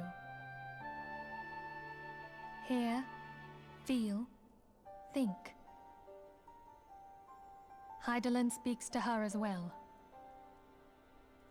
If Iceheart is blessed with the power of the Echo, she will doubtless have used it to further her goals. Or could it be that it was a revelation granted her by the Echo which first set her on this path? She did say that the Ishgardians were blind to the truth. Do you think she has knowledge of the origins of the Ishgardian-Dravanian War? It would do much to explain her unwavering conviction. Did not the Lady Iceheart implore thee to seek the Keeper of the Lake? And did she not imply that in so doing thou wouldst come to see with eyes unclouded? Midgard-Zoma was a king amongst kings who reigned for centuries on end. But he is dead and his wisdom lost to the ages. Unless the Ishgardians' fears are well-founded. It would seem we have yet another reason to stand watch over the Keeper of the Lake. For a mercy, we are well positioned to do so. Iceheart, Shiva, Ascians, and Midgard-Zoma. I shudder to think how they're all connected.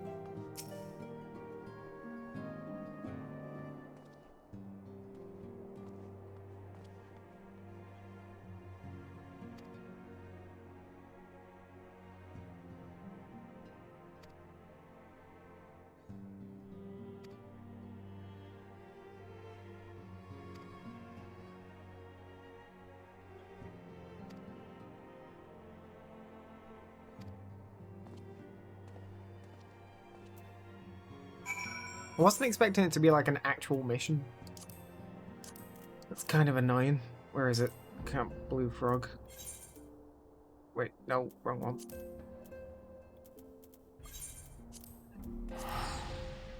Hopefully it doesn't take too long.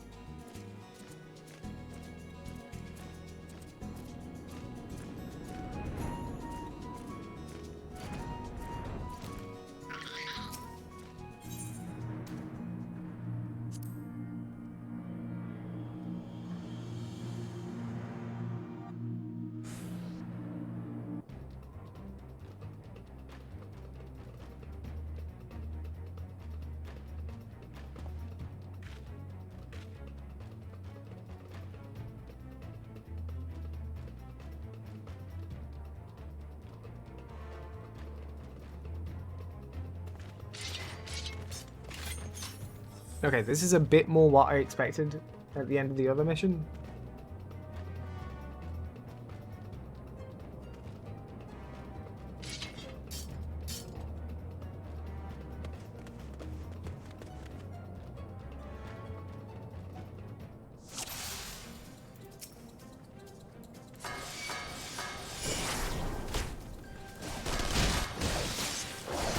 What?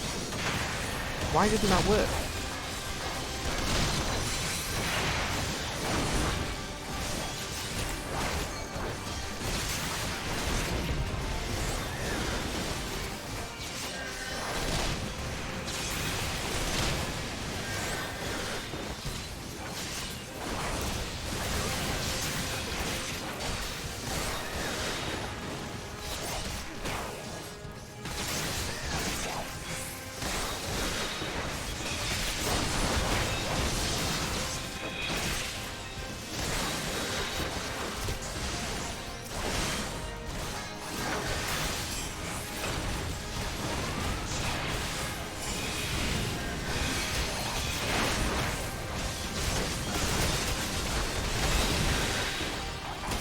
I guess we'll just kill them.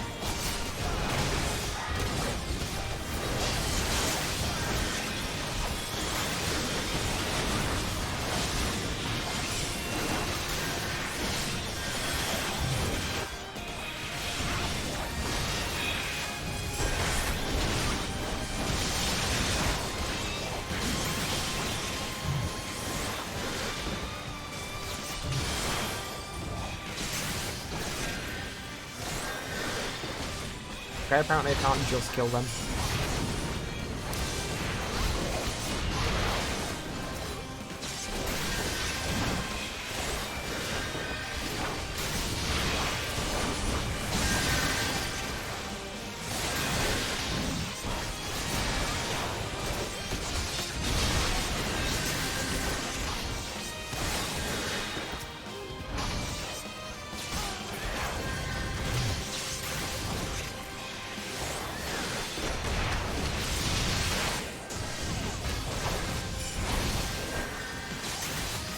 Stop it. She's got like no health, just let her die.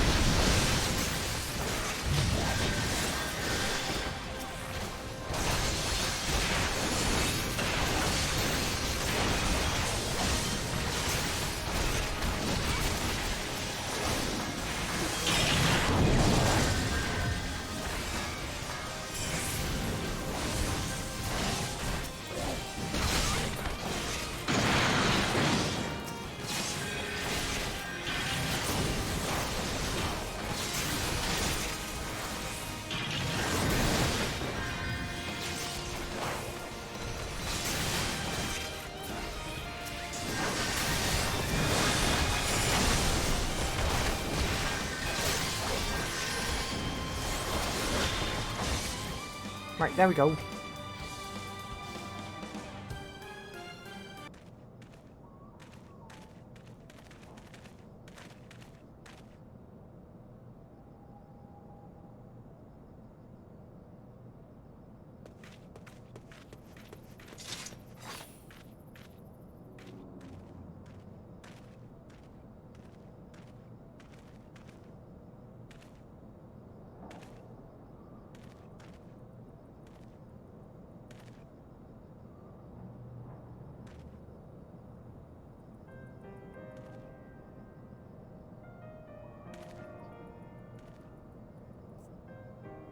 Is it really falling low, if that's where you always were?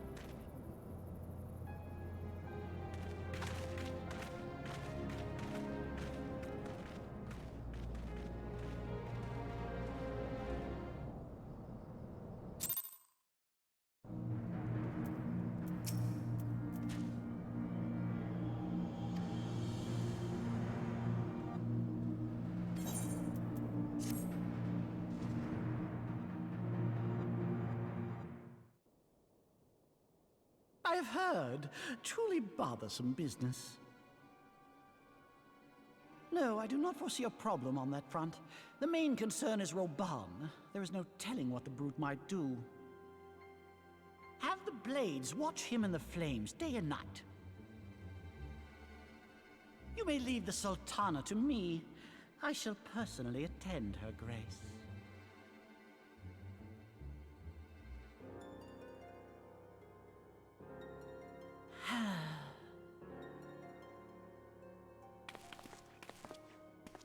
Sever one of the East Aldenard trade routes. That ought to keep Lolorito occupied for a while.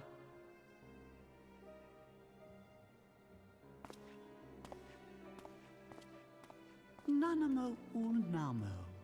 For my sake, pray be a good little Sultana to the last.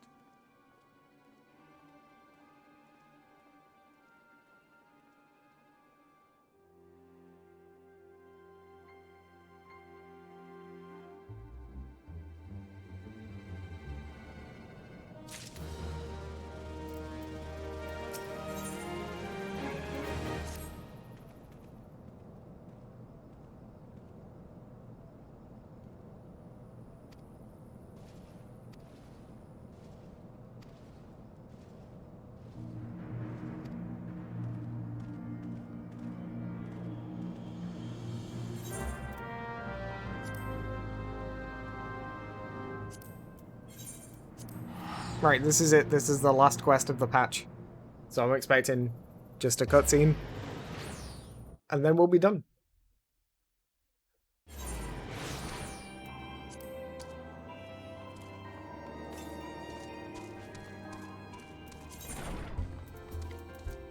Oh, God, more food.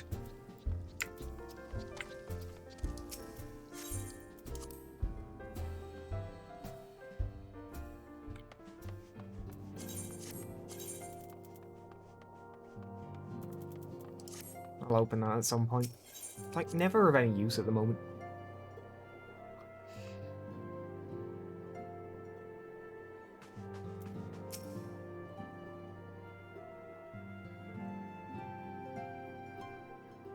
Welcome back, my friend. I have already received word from Alfino. To think that Flame Marshal Huayu was the Garlean agent. I know not what to say. Together with Robon, Eline lent us much-needed aid at the time of our Order's founding. She was particularly passionate about the need to tackle the primal threat. When we discussed the subject, her eyes fairly shone with determination. Whatever else she may have been, I choose to believe that it was her true self with whom I spoke then. But now is not the time to dwell on such matters. I have an important announcement to make regarding our effort to defeat the Asians. We shall begin as soon as everyone is assembled.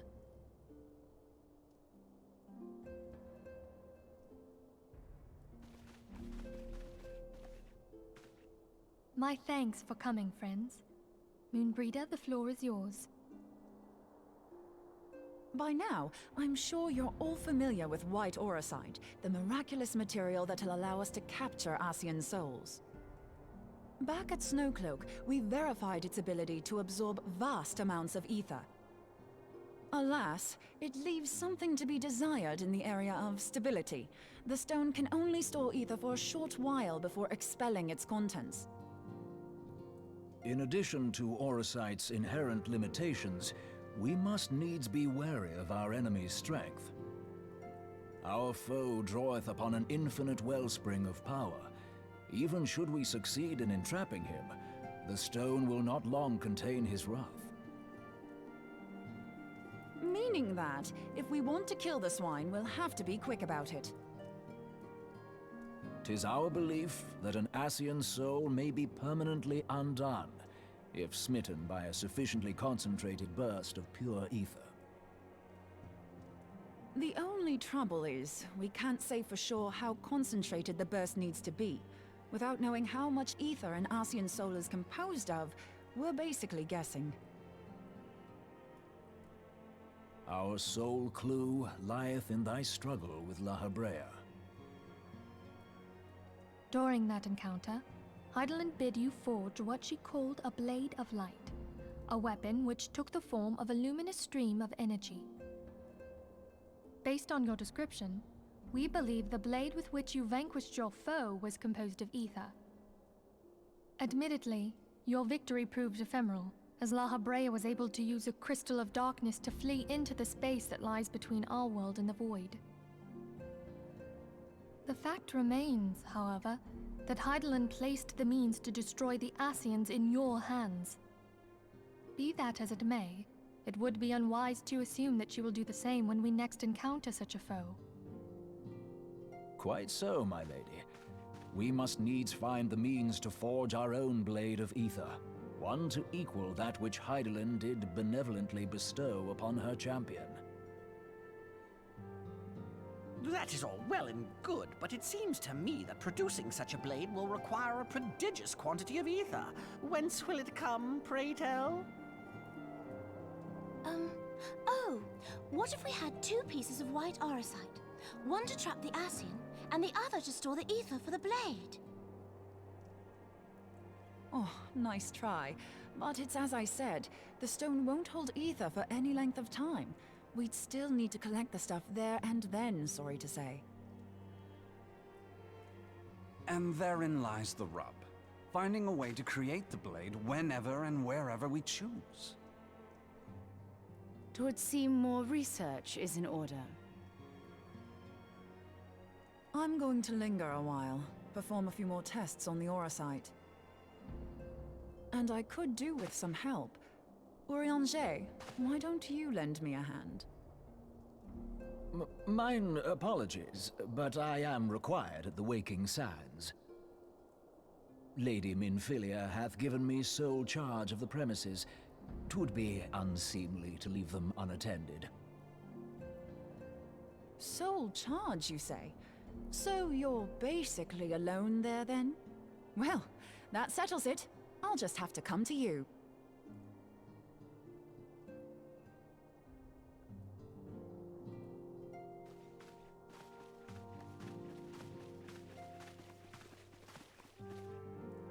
While you were afield, word arrived from the Sharlayan motherland. You will recall that a survey party was dispatched to investigate the incident of the Isle of Val. What they discovered was troubling, to say the least. According to the report, the Isle has been erased from existence. 'Twas as if a hole had been torn in the very fabric of reality. Aye, yet the mystery endeth not with the Isle's disappearance. It hath come to light that a number of scholars in various other locales were reported missing at a similar juncture. What's more, they all had something in common with the head of the students of Baldessian. Every last one of them was researching a phenomenon called dimensional compression, or the rejoining as the ancient texts call it. I'll be damned if that's a coincidence. All indications suggest Ascian involvement. But I sense that a force greater still is at work. The entity the Dark Beings call the One True God. We must pray that my dear friend Kryl regains consciousness soon. If she bore witness to the Isle of Val's final moments, she may be able to shed some light on this mystery.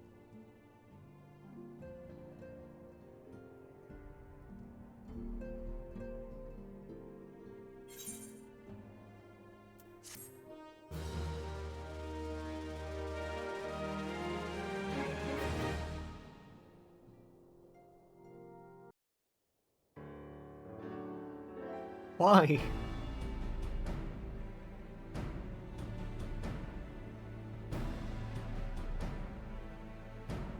Following the calamity, the forces of the 14th Imperial Legion entrenched themselves in strategic locations across Eorzea.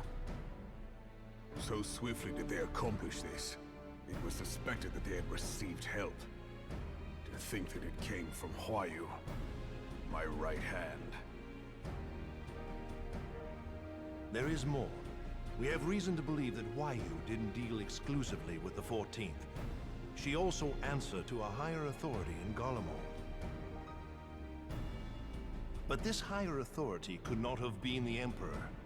By consenting to the Meteor Project, Solus Zos Galvus showed himself to be more concerned about preventing the spread of primal influence than claiming Eorzea for the Empire. He would happily have seen the lot reduced to ash. We believe a number of high-ranking figures within the royal household were against the decision, but that they knew better than to oppose the Emperor openly. Of course, this didn't prevent them from making clandestine provisions, in which Huayu played a part. Alas, these provisions did not prevent Dalamud from falling, and the ensuing chaos changed the face of the realm forever. Yet Eorzea survived. To all intents and purposes, the Meteor Project had failed, and the Empire was left to rue its lack of a decisive means to eliminate the primals. Until, that is, it stumbled upon the Ultima weapon. Even before the accursed thing was dug up, it seemed to me the 14th had the might to overwhelm our weakened armies. Yet they chose to hide behind their walls. Why? The Black Wolf was wary of making the denizens of Eorzea desperate, lest more primals emerge to bleed the land. The discovery of the Ultima weapon, however, emboldened him to resume his war of conquest in earnest. But there was one in Garlemald who believed that Van Belsar's actions were premature. One who stood higher in the Imperial Army's chain of command. He ordered the Legatus to halt his advance, only to find that the Black Wolf had slipped its leash, and that the 14th now acted alone. In a bid to bring Van Belsar to heel, he used the agent he had planted in Ul'dah prior to the Calamity to undermine the Legion's efforts. A man who outranks Van Belsar, yet opposed the late Emperor's decision to annihilate Eorzea. This could only be the former High Legatus of the Garlean army, now known as Emperor Varus Zos Galvus. So he was Huayu's true master. But one of several in actual fact. We've learned that even as Huayu served the Empire's interests, she sold Imperial secrets to a certain faction in Eorzea. In so doing, she helped to maintain the status quo, thus prolonging the conflict.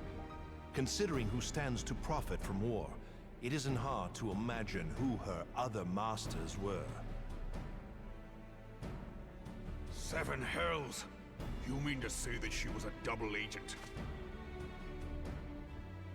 Triple, if you consider her services to Van Belsar and the new Emperor as separate. As neatly as these pieces seem to fit, one aspect of the puzzle remains unclear to me. By whose will was the Marshal feeding intelligence to the heretics? And try as I might, I fail to see how aiding their cause would profit either her Imperial or Monetarist masters. Could it be that another hand is at work here? If so, Huayu must be made to reveal whose it is.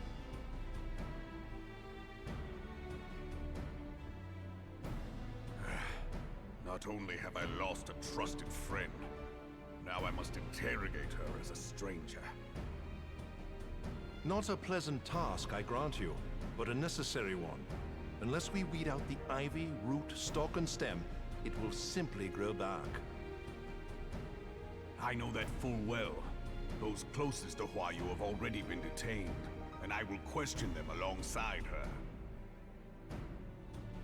General, pray keep in mind that there may be unwitting abettors among them. All will be treated fairly. On that you have my word. Those who are innocent have no cause to fear. You have ever been a friend of truth, General. I hope the unpleasant task of weeding out falsehood will not detain you too long. Though it be for the sake of Eorzea, doubting one's comrades is poison to the soul. And with that, I take my leave.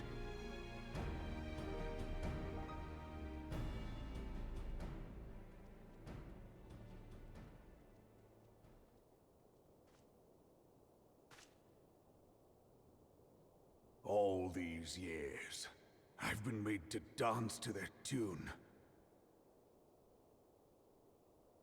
How could you, Wayu? How could you side with them?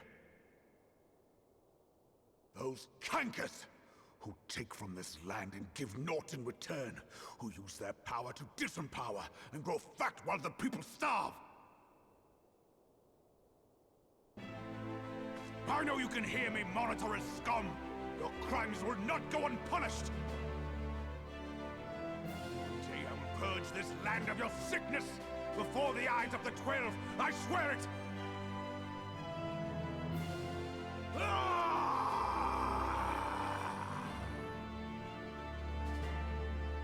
He's gonna kick the Lalafell.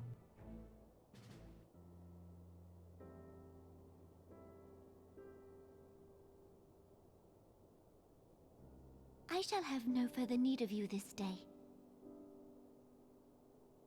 Your Grace.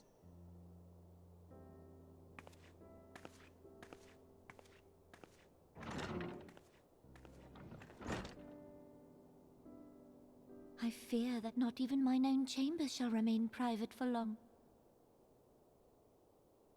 Has the situation grown so grim?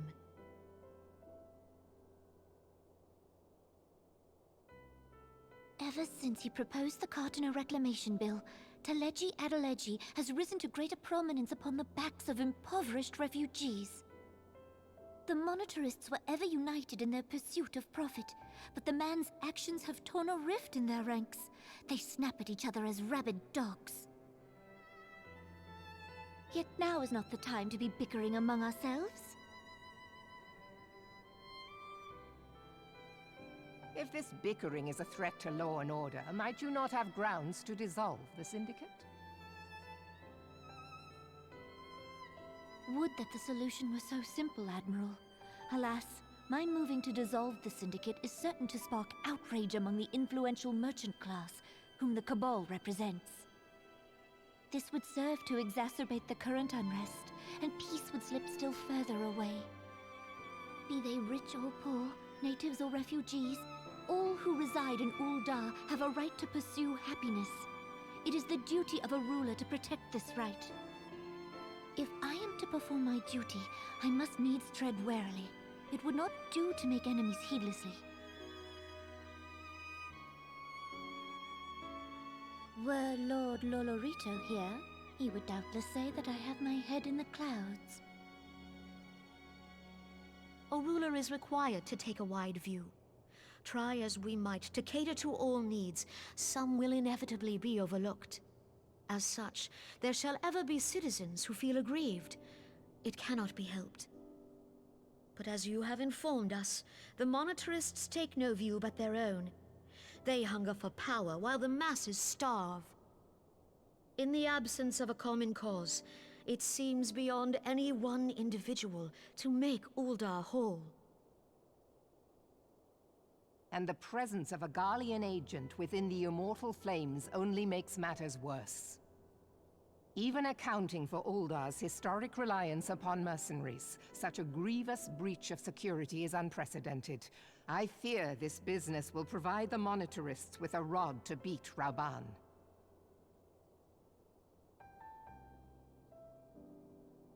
Eorzea can ill afford for the Immortal Flames to be dampened now.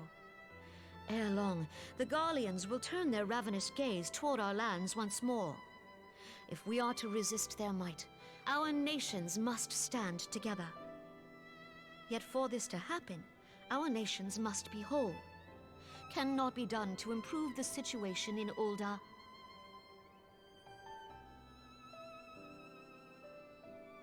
The true wealth of Ul'dah lies in the health, happiness, and hopes of her citizens. Alas, the citizens shall never know these things, so long as their lives are ruled by the ambitions of the few. The monetarists claim to represent the best interests of the people, but in sooth they desire only to manipulate them for their own selfish ends. For the government to serve the people, it must be formed of the people. For Ul'dah to move forward, it is not only the Syndicate that must be dissolved. Nay, you jest.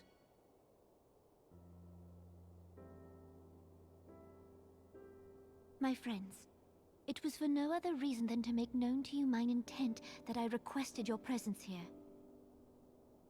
When I make my declaration to the people, chaos shall inevitably ensue. As the last monarch in the line of Ul, I make unto you this request. Help Roban to preserve order and protect the people. Forsake them, and you forsake yourselves. For a strong Eorzea will ever have need of a strong Ul'dah.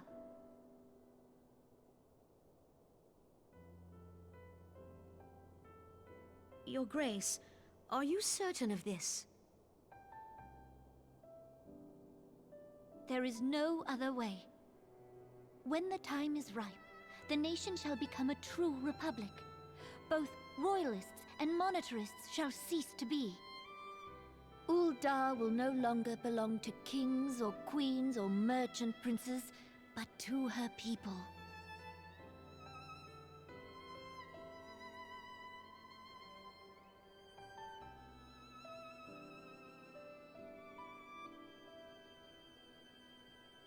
Roban, forgive me for casting aside all that you have toiled for in my name. Beyond this gesture, I am powerless to help my subjects.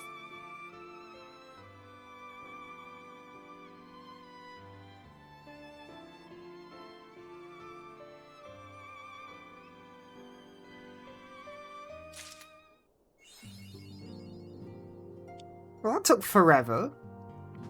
Fucking hell. Like 20 minutes.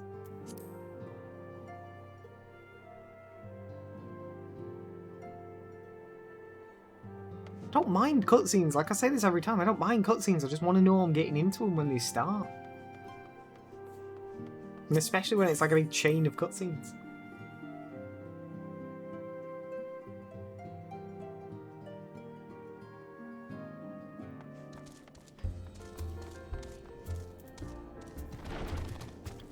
Right, I'm gonna stop. Because I've already gone half an hour longer than I usually do. So, thanks for coming. I'll see you later. Hopefully get to my Black Mage on Monday. Alright, thanks. Bye.